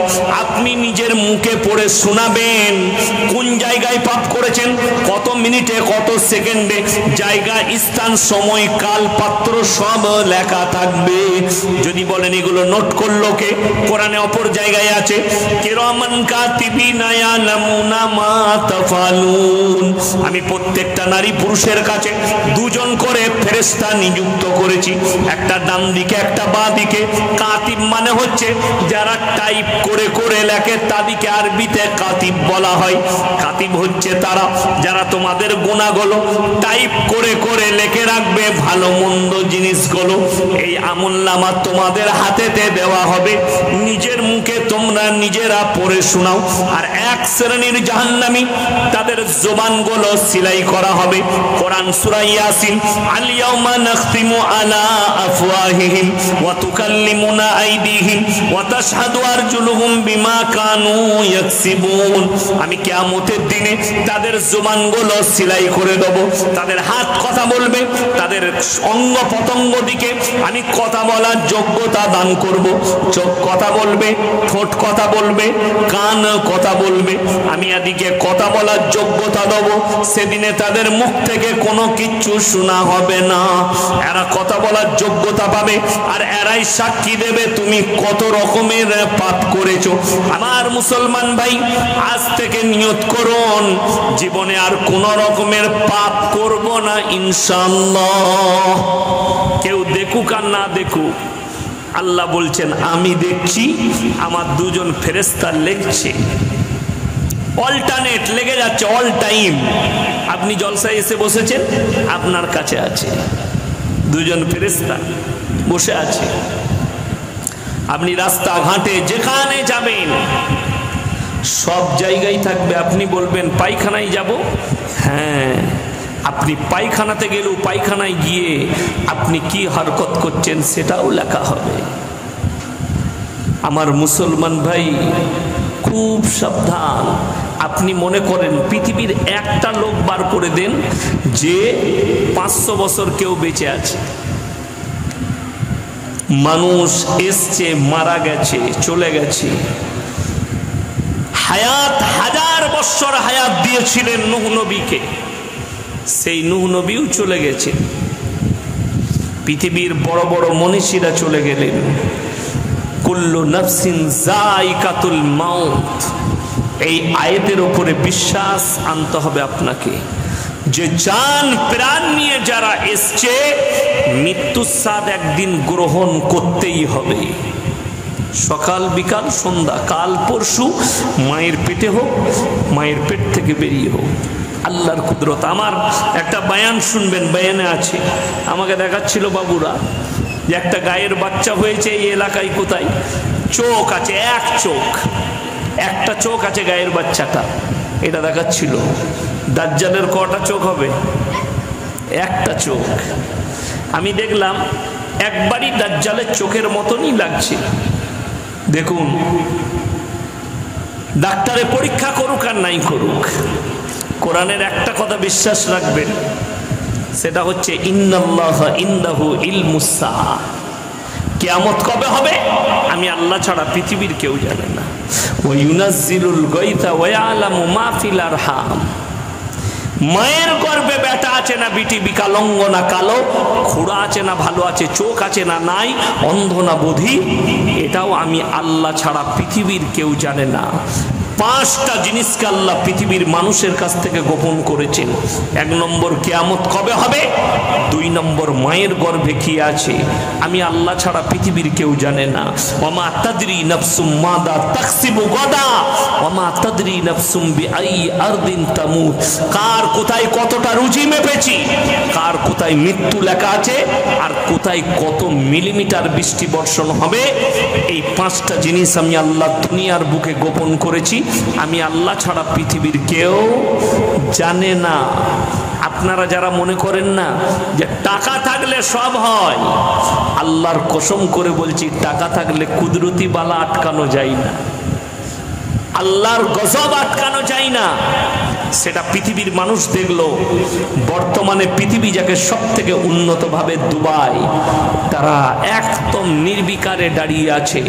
দুবাইয়ের মতো জায়গায় বন্যায় আল্লাহ তলিয়ে দিলে দামি দামি গাড়ি, হাজার হাজার ব্যবসা, হাজার হাজার বাড়ি, কয়েক ঘন্টার বৃষ্টিতে দুবাইকে অচল করে দিলে কয়েক দিনের জন্যে। বৃষ্টিতে ভরে দিলে যারা নিজেদিকে উন্নত ভাবে, যারা সব থেকে ডেভেলপ, তারা ব্যর্থ। আল্লাহর কসম করে বলছি, তোমরা লোহার ঘর তৈরি করবে, তোমরা লোহার বাড়ি তৈরি করবে, মাটির নিচে বাড়ি করো আর গাছের ওপরে করো, যেখানে যত উন্নতি লাভ করবে করো। আল্লাহর কসম, আমার আল্লাহর গজব যদি আসে, গজব থেকে বাঁচানোর ক্ষমতা পৃথিবীর কোনো শক্তির নাই। এই বিশ্বাসটা আপনাকে রাখতে হবে। আমার মুসলমান ভাই, আপনি বলছেন নিজেকে মুসলমান, আপনার মধ্যে নামাজ নেই, আপনার মধ্যে তারবিয়ত নেই, আপনার ফ্যামিলির মধ্যে তারবিয়ত নেই। আজকে বেঈমান কাফেরের আখলাকগুলো, চরিত্রগুলো আমাদের কাছে চলে এসেছে। 1400 বছর আগে নবীজি বলে গেছেন, হে আমার সাহাবীরা শোনো, এমন একটা যুগ এসে দাঁড়াবে পৃথিবীতে, সমাজের বুকে হারাম আওলাদে ভরে যাবে। বেঈমান কাফেররা আপনাদের দ্বারা হারাম আওলাদ তৈরি করাবে, আপনি অনুভবও করতে পারবেন না, আর আপনার বিশ্বাসও মনে হয় হচ্ছে না। আমি আপনাদের চোখে আঙুল দিয়ে দেখিয়ে দিচ্ছি তারা কতগুলো পাপ আমাদের সামনে ঢুকিয়েছে। বর্তমান যুগে মুসলমান জিনা করে, প্রকাশ্যে জিনা হচ্ছে, প্রকাশ্যে জিনা করছে, অথচ মুসলমান জিনাটাকে জিনা মনে করে না। তার কারণ কি? তারা তো জিনা নামটাই রাখে নাই, পাল্টি দিয়েছে, নাম পাল্টিয়ে গেছে, কিন্তু কাজটা জিনা, নাম পাল্টিয়ে গেছে। আপনাদিকে বলে দিই, এখনই যদি আমার পরিচয় চান, ভাইজান আমার পরিচয় দিল, মৌলানা শওকত আলী সাহেবের ছেলে, আমাকে যদি বলেন আপনার বাপের নাম কি, আপনার পরিচয় কি, আমি আমার বাপের নাম নেবো না মায়ের? বাবা, আপনাদের এখানে যদি কেউকে জিজ্ঞেস করি, বাবা আপনার নাম কি, সে বাপের নাম বলবে না মায়ের নাম বলবে? বাবা, বাবার। বাপ যদি মারাও যায় তাও বলবে আমি মৃত অমুকের ছেলে। খুব সূক্ষ্মভাবে এই বায়ানটা আমার বুঝেন। আল্লাহ তাআলা মানুষের যে পরিচয় পৃথিবীতে ঘটিয়েছে, ওটা বাপের দ্বারা। আপনাদের এখানে ছাগল আছে না? না আছে, গরু আছে। গায়ের বাচ্চা হলে ষাঁড়ের বাচ্চা বলেন না, গায়ের গায়ের বাচ্চা। ছাগলের বাচ্চা বলে পাঁঠার বাচ্চা বলি না, ছাগলের বাচ্চা। আমার মুসলমান ভাই, জানোয়ারের পরিচয় আল্লাহ দিয়েছে মায়ের দ্বারা, আর ইনসানের পরিচয় ঘটিয়েছে বাপের দ্বারা। জোরে বলুন সুবহানাল্লাহ। ইনসানের পরিচয় হালাল, জানোয়ারের পরিচয়। এরপর যদি বলেন মানুষ কি জানোয়ার হয়? বর্তমানে জানোয়ার হচ্ছে। এখন পৃথিবীর লোক মনে করছে, পৃথিবীর সমাজ মনে করছে আজকে উন্নত যুগ। আমাদের মায়েরা বোনেরা অনেকে মনে করছে এই মৌলবীরা মেয়েদিকে ঢেকে রাখতে চায়, এই মৌলবীরা পর্দাই করে দিতে যাচ্ছে, মানে বঞ্চিত করে দিচ্ছে। আমার বোন, আমার মায়েরা, তোমার মনে হবে এই মৌলবীরা বঞ্চিত করতে চাইছে, সমাজ থেকে বঞ্চিত করতে চাইছে। অবাক হবেন, আপনাদিকে বাস্তব বলে যায়, বঞ্চিত নয়। যারা মনে করছেন ছোট পোশাক পরাটা মডেলিং, ছোট পোশাক পরাটা আজকের মডেলের যুগ, যে মেয়েরা ছোট পোশাক পরবে, ছোট কাপড় পরবে, তাহলে জেনে রেখে দাও তোমার গ্রামে তোমার বাড়িতে সব থেকে বড় মডেলিং হচ্ছে তোমার রাস্তার কুকুরগুলো যারা কোনো পোশাকই পরে না। সব থেকে বড় মডেলিং হচ্ছে তারা। তোমার ঘরের পাঁঠাটা যে কোনো পোশাকই পরে না, তোমার ঘরের পাঁঠিটা ছাগলটা যে কোনো পোশাক পরে না, সে তোমার থেকেও বড় মডেলিং। আল্লাহর কসম মডেল তো সেটাই। আমার আল্লাহ যেটা দিয়েছে ওয়াদরিব খুমুরিহিন্না আলা জুনুবিহিন, হে নারী তুমি পর্দা নির্ধারিত করো, তোমরা কোনোদিন ধর্ষিতা হবে না, কোনোদিন লাঞ্ছিত হবে না, তোমরা নিজেদের শরীরকে ঢেকে লাও। আজকে আমরা এমন একটা দেশে বাস করছি, আশ্চর্য লাগে। আমাদের এয়ারপোর্টে, দমদম এয়ারপোর্টে বলুন আর মুম্বাই এয়ারপোর্ট বলুন আর দিল্লির এয়ারপোর্টে কোনো মেয়ে, কোনো আর্টিস্টরা তারা ন্যাংটো ঘুরে বেড়ালে তাদেরকে কোর্টে কেস লড়তে হয় না। কিন্তু একটা মুসলিমদের মেয়ে বোরকা পরে, হিজাব পরে কলেজে গেলে, স্কুলে গেলে তাকে কোর্টে কেস লড়তে যেতে হয়। এর থেকে বড় দুঃখ আর বেদনা রাখার জায়গা নাই। যে মেয়ে নিজের শরীর ঢাকে তাকে কোর্টেতে কেস লড়তে হয় শরীর খোলার জন্যে। আর যারা শরীর খুলে ঘুরে বেড়ায় তারা বাধ্যতামূলক নয়, তারা যা ইচ্ছা তাই করতে পারে।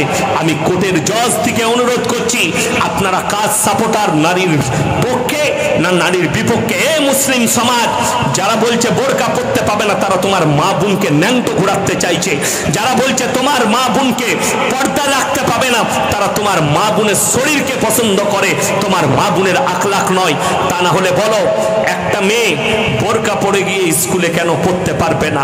আজকে কষ্ট লাগে, দিল্লির রাস্তায় নামাজ পড়ার কারণে দিল্লির পুলিশ লাত মেরে মুসলমানকে মেরেছে, নামাজের অবস্থায় লাথি মেরেছে পাছায়, মাথায় ঘুষি মেরেছে দিল্লির একজন পুলিশ। যদিও তাকে সাসপেন্ড করেছে, তাকে ফাঁসির সাজা দেওয়া দরকার ছিল, এত বড় অন্যায় করেছে। আমাদের দেশের কিছু পণ্ডিত, কিছু হারামখোর মুসলমান আর কিছু হারামখোর অন্ধভক্ত অমুসলিম ভাই আছে, তারা বলছে मुसलमान मस्जिद में नमाज पढ़ेंगे, रास्ते में क्यों नमाज पढ़ लिया? रास्ता तुम्हारा बाप का है। एक मिनट के लिए मैंने समझ लिया कि रास्ते में नमाज पढ़ना यह गलत है, तो हिंदुस्तान के सारे लोगों ये बताओ, रास्ते में पेंडल बनाकर वहां पर पूजा पाठ करना 15 दिन तक, ये कौन सा कानून है? একটা মুসলমান যদি 5 মিনিটের নামাজ পড়তে না পায়, রাস্তাটা ব্লক করে জুম্মার নামাজ, তাইলে 15-20 দিন দুর্গাপূজার প্যান্ডেল তৈরি হয়ে রাস্তা ব্লক করে, কলকাতায় কতগুলো রাস্তা ব্লক থাকে তা আল্লাহ ছাড়া কেউ জানে না। বোম্বাই দিল্লিতে কতগুলো সড়ক বন্ধ করা হয় দেওয়ালির সময় আর আপনার গণেশ পুজোর সময়, রাস্তা ব্লক করে 15 দিন 20 দিন পুজোর অনুষ্ঠান চলে। একটাও মুসলমান আমরা প্রতিবাদ করি না কেন? সে তার ধর্ম পালন করছে, আমি আমার ধর্ম পালন করব। তোমার 5 মিনিটের নামাজে তোমার কষ্ট হলো, আর তোমার 15 দিনের প্যান্ডেল হয়ে রাস্তা ব্লক থাকে তখন তোমার কষ্ট হয় না। যদি মনে করো हिंदुस्तान हमारा है तो तुम गलत हो। हिंदुस्तान जितना तुम्हारा है उतना हमारा है। हिंदुस्तान में जितना खून तुम्हारे बाप पूर्वजों ने बहाया, उतना ही हमारे बाप दादाओं ने इतना ही खून बहाया, उतना ही हक हमारा है जितना हक तुम्हारा है।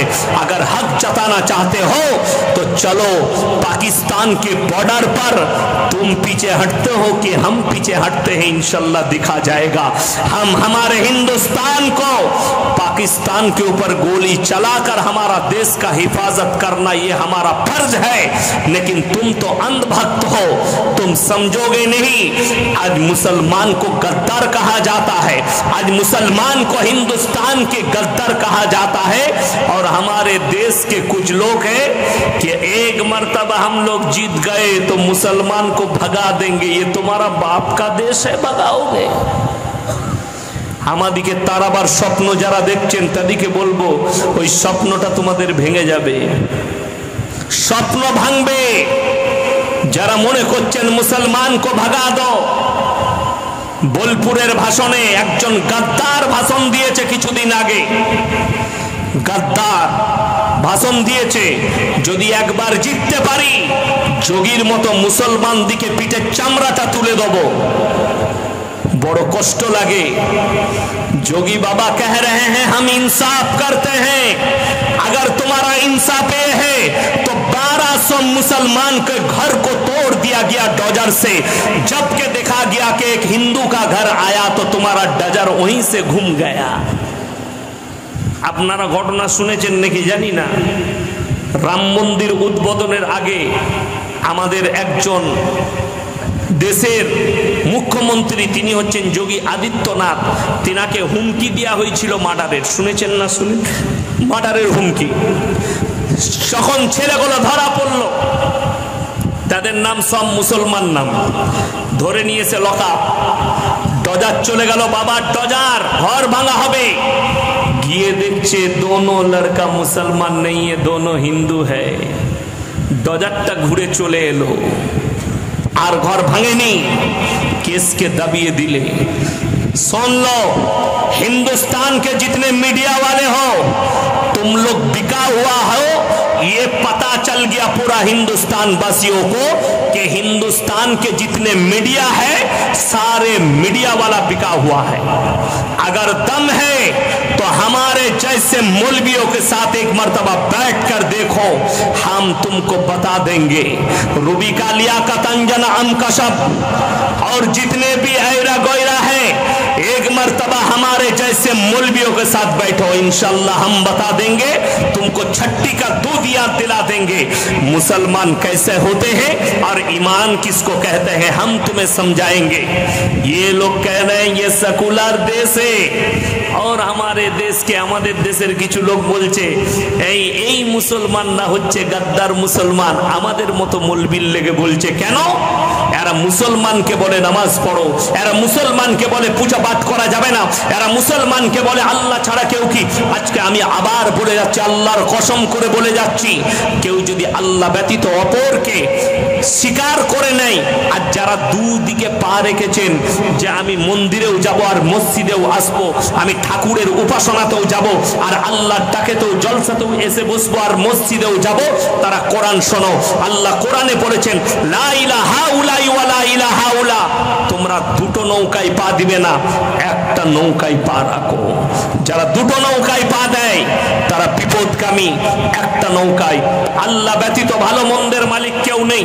যাদের বাড়িতে মানে কোরআন আছে পড়বেন, কোরআনে আছে ইয়া আইয়ুহান নাসু যুরিবা মাতালুন ফাসতামিউ লা, 17 পারা শেষ পৃষ্ঠা শেষ রুকু, আল্লাহ বললেন ইয়া আইয়ুহান নাসু যুরিবা মাতালুন ফাসতামিউ লা ইন্নাল্লাযীনা তাদউনা মিন দুনিল্লাহি লা ইয়াখলুকু দুবাবান ওয়ালা বিসতামাউ লা।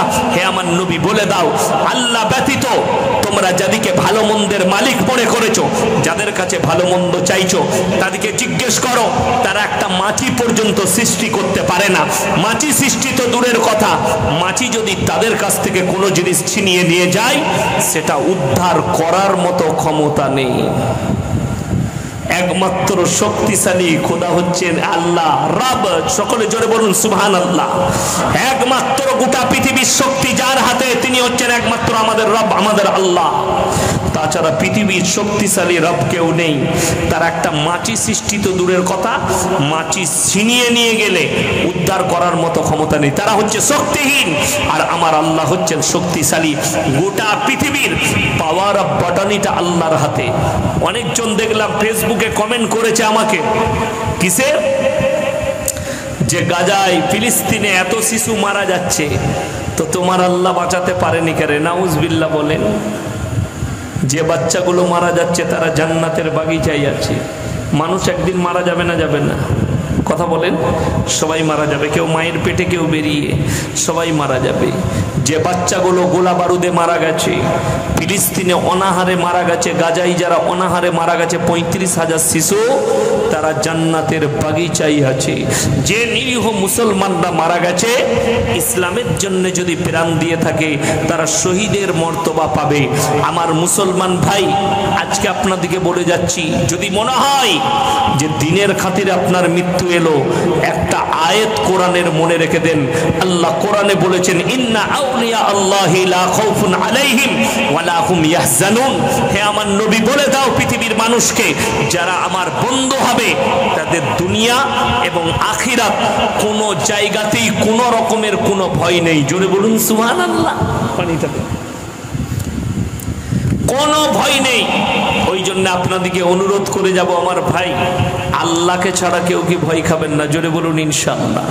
হাত তুলে বলুন নামাজ কে কে আজ থেকে পড়বেন? হাত তুলেন। নামাজ কেউ ছাড়বেন না? হাত তুলেন তো ইনশাআল্লাহ। দেখি কে কে আছেন, হাত তুলেন।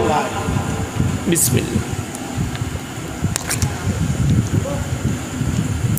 আরে ভাই, হাত তুলতে ভয় লাগছে আপনাদিকে, নামাজের জন্যে বড় কষ্ট লাগে, নামাজের জন্য আপনি হাত তুলতে ভয় খাচ্ছেন। চলুন আপনাদিকে সামান্য আর একটা বুঝিয়ে দিই।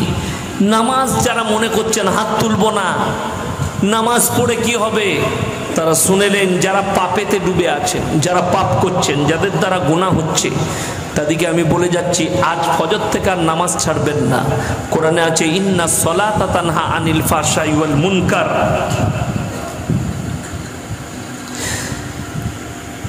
ইন্না সলাতা তানহা আনিল ফাহশাই ওয়াল মুনকার। নিশ্চয় নামাজ এমন একটা আল্লাহ হাতিয়ার দিয়েছেন, নামাজ এমন একটা হাতিয়ার, কোনো ব্যক্তি যদি নামাজ পড়ে তাকে অশ্লীল কাজ থেকে সরিয়ে তাকে ভালো কাজের দিকে নামাজ নিয়ে আসে। জোরে বলুন সুবহানাল্লাহ। আপনি নামাজ পড়ুন ওই নিয়তে। আরবে মদের দোকান, সিনেমা হল খোলা হচ্ছে। দেখুন,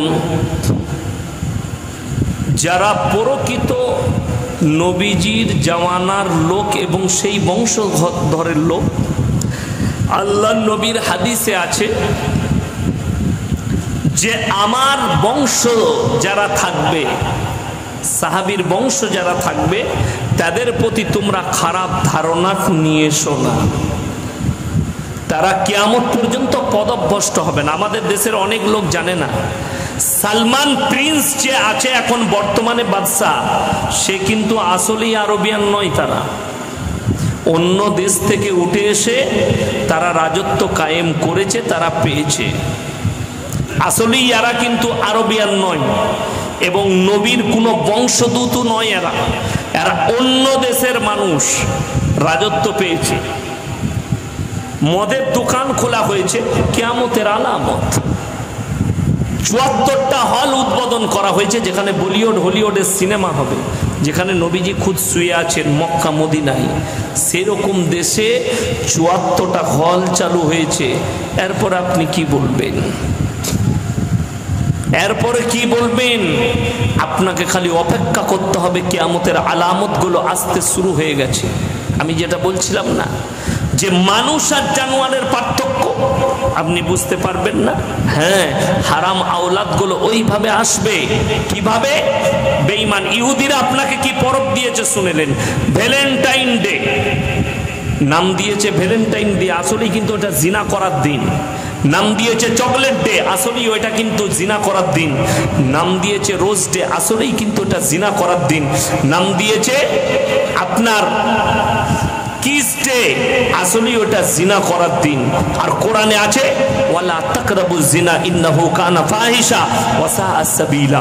হে আমার নবী বলো, ব্যভিচার করা তো দূরের কথা, যে রাস্তায় ব্যভিচার হয় সেই রাস্তার ধারে পাশে তোমরা যাতায়াত করো না।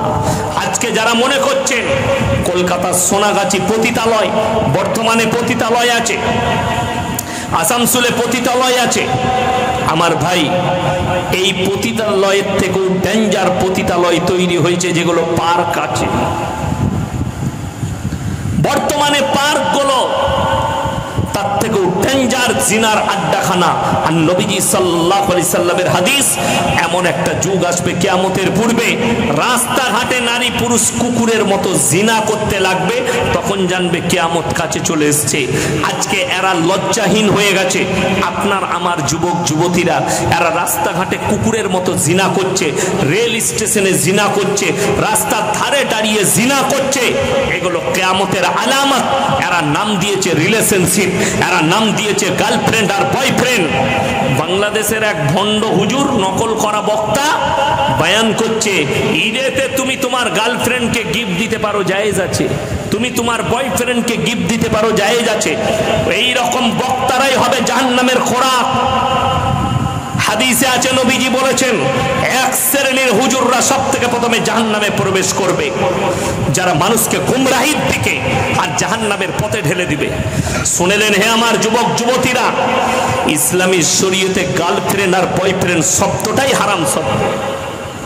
কোন মৌলবি যদি এটা হালাল শব্দ প্রমাণ করাতে পারে এই ভারত, বাংলাদেশ, পাকিস্তানের, আমি সেই মৌলবির আভারই থাকব। শুনে রেখে দেন, কোরআনে হাদিসে কোথাও এর কোনো নজির নাই। আল্লাহ জিনা থেকে বাঁচতে বলেছে, কোরআনে আছে একজন পর পুরুষ আর পর নারী এক কাছে হওয়া, তৃতীয় নম্বর হাজিরি দেয়, তার নাম হচ্ছে শয়তান। কোরআনে আছে ইন্না শয়তানা লিল ইনসানি আদুব্বুম মুবিন। একটা নারী আর পুরুষ যদি এক কাছে হয়, তৃতীয় নম্বর যে লোকটা হাজিরি দেয় তার নাম হচ্ছে শয়তান। আজকে আপনাদের জলসা আলহামদুলিল্লাহ খুবই ভালো, কিন্তু সব থেকে ডেঞ্জার হচ্ছে এই মেলা বসানোর, ছেলে মেয়ে এক কাছে জড়ো হওয়া। এর থেকে বড় খাতারনাক আর কিছু নয়, এর থেকে বড় ডেঞ্জার কিছু নয়। আমি যখন ঢুকেছি অর্ধেক মেয়ে রাস্তার উপরে। মেয়েগুলো কোথা থেকে? অন্য গ্রাম থেকে এসছে। এগুলো আপনার ঘরের মেয়ে, আপনার পরিবারের মেয়ে। মেয়েদিকে পর্দায় রাখুন। কোরআনে নামাজকে যেমন ফরজ করা হয়েছে, দ্বীনি ইলমকে যখন ফরজ করা হয়েছে, নারীদের পর্দাকেও ফরজ করা হয়েছে। আমার মায়েরা, নিজেদের চেহারাকে ঢেকে নাও, পর্দা পুশিদার মধ্যে চলে এসো। আজকে এটার কারণে আমি বাংলাদেশে দেখলাম ঈদের দিনে ওয়াটার পার্ক। ওয়াটার পার্ক মানে হচ্ছে সুইমিং পুল, যেখানে পানি আছে। অবাধে মুসলিমদের ছেলে মেয়েরা ঈদের খুশি পালন করছে, বয়ফ্রেন্ড আর গার্লফ্রেন্ড। কেন? হুজুর বলে দিয়েছে বয়ফ্রেন্ড আর গার্লফ্রেন্ড জায়েজ আছে, ওই জন্যে এরা মনে করেছে জায়েজ আছে। এই সমস্ত জিনা করার পাপ এই সমস্ত মৌলবীদের ঘাড়ে চাপবে, এরা পেরোনো দুষ্কার হয়ে যাবে। হে আমার মুসলমান নরনারী, তোমরা একে অপরের সঙ্গে নির্জনে মিলতে পারো না, পর নারী আর পর পুরুষ। শুনেলেন এরপরে কোরআন সূরা ইউসুফ, ওয়ালাকাদ হাম্মাত বি ওয়া হাম্মা বিহা লাউলা আররা বুরহানা রাব্বি। সূরা ইউসুফ মুফাসসিরিনরা লিখছেন কিছুক্ষণের জন্য ইউসুফ নবীকে শয়তান ধোঁকা দিয়ে ফেলেছিল। ইউসুফ নবী আল্লাহকে বললেন, ক্বালা মাআযাল্লাহ ইন্নাহু রাব্বি আহসানা মাসওয়াই ইন্নাহু লা ইউফলিহুজ জালিমিন। আমার আল্লাহ আমাকে কুয়া থেকে তুলে বাদশার ঘরে লালিত পালিত করেছে, আমি এরকম জুলুম কেমন করে করতে পারি? আল্লাহ, এই বদকার নারীর হাত থেকে তুমি আমাকে হেফাজত করো। সে তো পয়গম্বর ছিল, আল্লাহ নবী, তিনি আল্লাহ নবী নিজের নবীকে হেফাজত করেছেন, ইউসুফ নবীকে। কিন্তু আমাদের মতো মৌলবি কি করে হেফাজত হব? আপনার মতো সাধারণ লোক নির্জনে যদি কোনো একটা নারী পড়ে যায়, আপনি কি করে নিজেকে কন্ট্রোল করবেন? ওই জন্য ইসলামী শরীয়তে বলা হয়েছে জিনা করা তো দূরের কথা, যে রাস্তা দিয়ে জিনা হয় রাস্তা কাটিং করে অন্য রাস্তায় যাও, ওই রাস্তার ধারে পাশে তোমরা যাতায়াত করো না। যে পার্কগুলোতে জিনা হয় ওই পার্কের ধারে পাশে যেও না। আমার ভাই, মায়েদিকে বলছি, ভাইদিকে, আপনার মেয়ে স্কুলে যাবে, খোঁজলেন স্কুলে গেছে না পার্কে। আপনার ছেলে স্কুলে যাবে, স্কুলে গেছে না পার্কে, আপনি খোঁজলেন। আজকে জানেন এই পাপের যুগে পাপের দিকে ঠেলে দেওয়ার মূল যন্ত্র হচ্ছে এই মোবাইল। এই মোবাইলের দ্বারা আপনি পাপের দিকে ঠেলে দিলেন, আপনার সমাজ ব্যবস্থাকে ধ্বংস করে দিল। আজকে মুসলিম যুব সমাজ শেষ হয়ে গেল, খালি সারা দিনটা ফ্রি ফায়ার গেম খেলাতে খেলাতে কিছু ছেলের ব্রেন হ্যাং হয়ে গেছে। কিছু নারী তারা মোবাইলেতে গার্লফ্রেন্ড আর বয়ফ্রেন্ড করতে করতে তাদের জীবন শেষ হয়ে গেল, জীবনে কোনো আমলই নেই। শুনেলেন, তোমার দাম্পত্য জীবন কখনো সুখী হবে না, তোমার বিবাহিত জীবন কখনো সুখী হবে না। আজকে বড় কষ্ট লাগে, আপনি বলছেন পর্দা করা ফরজ, এটা প্রত্যেকটা মুসলমান জানে। পর্দা আপনাকে বলে দিই, মরা ঘরে মেয়েরা ভিড় করলে বেশি লাভ না ছেলেরা ভিড় করলে বেশি লাভ? কথা বলে না? ছেলেরা জানাজা পড়বে, মাটি দেবে, এতে নেকি আছে না নাই? নেকি আছে। বড় কষ্টের বিষয়, জানাজার নামাজ পড়লেন, মাইয়েতের মাগফিরাতে দোয়া করলেন, ব্যাস কাফি। মেয়েদের যাওয়া আলু গোশ খেতে যাওয়া, আর কোনো কাজ নাই। হাদিসে আছে তিনটে কারণ ছাড়া মেয়েরা বাড়ির বাইরে যেতে পাবে না। আপনি ডিসকাস করুন, আপনার বিবিকে, আপনার বিটিকে, আপনার মেয়েকে, আপনার বোনকে আপনি কি করবেন। 1 নম্বর, যদি নিকটবর্তী আত্মীয় মারা যায় তখন তোমরা বাড়ির বাইরে যেতে পাবে, পর্দার সহিত সেখানে যেতে পাবে। 2 নম্বর, যদি শরীর খুব অসুস্থ হয় তুমি ডাক্তার হাকিমের কাছে যেতে পাবে, ডাক্তারের কাছে পর্দার সহিত যেতে পাবে। 3 নম্বর হজ ফরজ হলে পর্দার সহিত হজ করতে যেতে পাবে। এই 3টে কারণ ছাড়া মেয়েদের বাইরে বেরোনো জায়েজ নেই। যেদিন থেকে পর্দা ফরজ হয়েছে আল্লাহর নবীর বিবি এবং সাহাবীদের বিবিরা নিজের পায়ের নখটা পর্যন্ত হুজরাখানা থেকে বার করেননি। আর বড় কষ্ট লাগে, আপনি বলছেন আমি মুমিন, ফজরের নামাজ মসজিদে পড়লেন, সকালবেলায় উঠে দত্তপুকুর বাজার যাবেন বউকে নিয়ে বাজার করতে, আপনার ফুল হাত সাত ফুল প্যান্ট, পেছনে মোটরসাইকেলে বউ বসে আছে, বইয়ের পেটু বেরিয়ে আছে পিটু বেরিয়ে আছে। ঠিক বললাম না ভুল বললাম? আপনাকে বলে দিই, ইনি আর আমি ধরেলেন অন্তরের বন্ধু, ক্লোজ বন্ধু হলে ইয়ার কি হবে না হবে না? মাজাক মাজাক হবে। আমি যদি ইনাকে মাজাক করে বলি ভাই তোমার ব্লাউজের বইয়ের ব্লাউজের সাইজ কত, ঝগড়া হবে না মহব্বত থাকবে? কথা বলবেন। দ্বন্দ্ব হয়ে গেল, মনের দ্বন্দ্ব। উনি বললেন এত বড় আসপর্দা আমার বইয়ের লেগে এত বড় কথা বললি। 1 মিনিটের লেগে ভাবুন, যদি এইটুকু কথা আপনার বন্ধু বলে তোর বইয়ের ব্লাউজের সাইজ কত, তার সঙ্গে যদি কথা বন্ধ করে দেন, তার সঙ্গে সম্পর্ক ছিন্ন করেন, হাই রে মুসলমান, তোমার বিবিকে বাজারে ঠেলেছ, একটা পর পুরুষ দোকানে বসে আছে, তোমার বিবি গিয়ে বলছে দাদা আমার একটা 34 সাইজের ব্লাউজ বার করো, তখন তোকে লজ্জা লাগে না? কথা বুঝাতে পারলাম? আমি গুদা বাংলায় বয়ান করছি, শুদ্ধ বাংলায় নয়।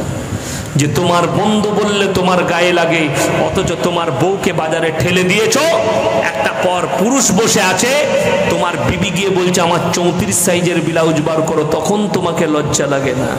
তুমি কতটা নির্বোধ তোমার বিবেককে জিজ্ঞেস করো।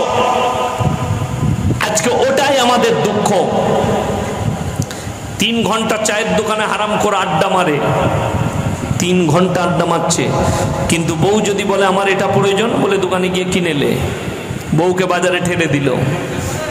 আজকে আমাদের সমাজের অবস্থা দেখুন, চায়ের দোকানে 3 ঘন্টা 4 ঘন্টা হারাম করে আড্ডা মারছে। যদি বলেন ভাই নামাজ পড়ার সময় হচ্ছে না তোর, নামাজ পড়তে যাবি না?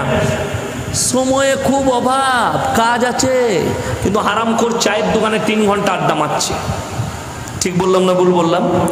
3 ঘন্টা আড্ডা মারে, তুমি 5 মিনিটে নামাজের সময় দিতে পারো না, চায়ের দোকানে 3 ঘন্টা সময় দিচ্ছ, আল্লাহকে কি জবাব দেবে মরণের পরে? আমার মুসলমান ভাই শুনেলেন, আপনি মনে করছেন বিচার বিচার ব্যবস্থা সকলের জন্যে? বিচার হবে কোয়ালিটি হিসাবে। বিচার আল্লাহ যেগুলো নেকির আর গুনার পাল্লা মাপা হবে, শুধুমাত্র মিজান দাঁড় করানো হবে মুমিনদের জন্য, ইমানদারদের জন্য।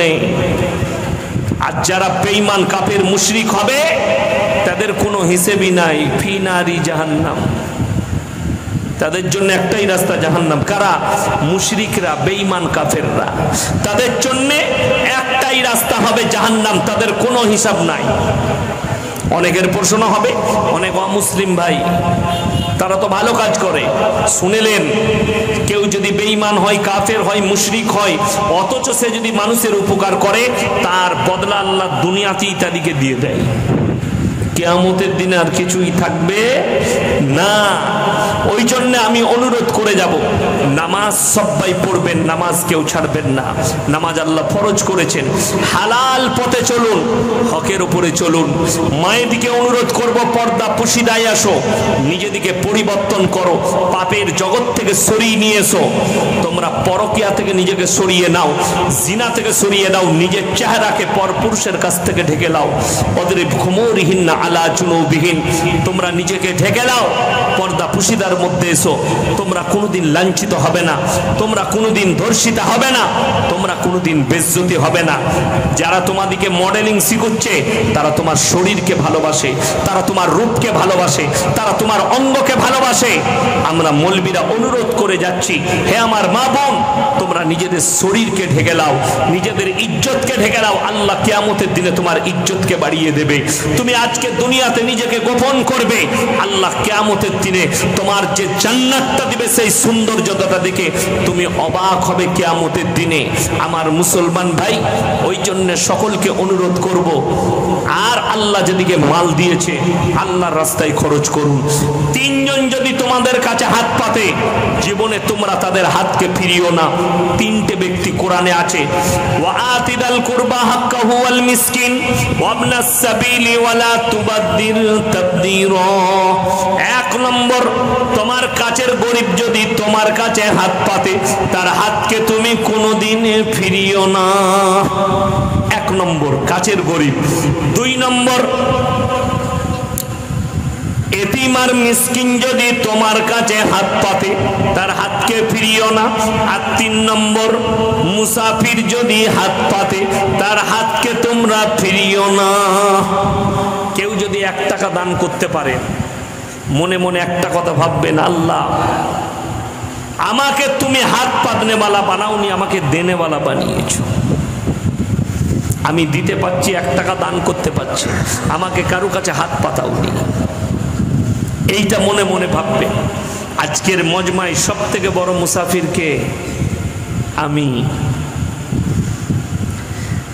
170 কিলোমিটার রাস্তা এলাম আমার বাড়ি থেকে। আজকের মজমায় সব থেকে বড় মুসাফির আমি। আমার মুসলমান ভাই, তিনটে ব্যক্তি যদি হাত পাতে, হাতকে ফিরিও না। ইন্নাল মুবাদ্দিরিনা কানু ইখওয়ানাশ শায়াতিন ওয়া কানা আশ-শাইতানু লিরাব্বিহি কাফুরা। যারা অপব্যয় করে তারা হচ্ছে শয়তানের ভাই।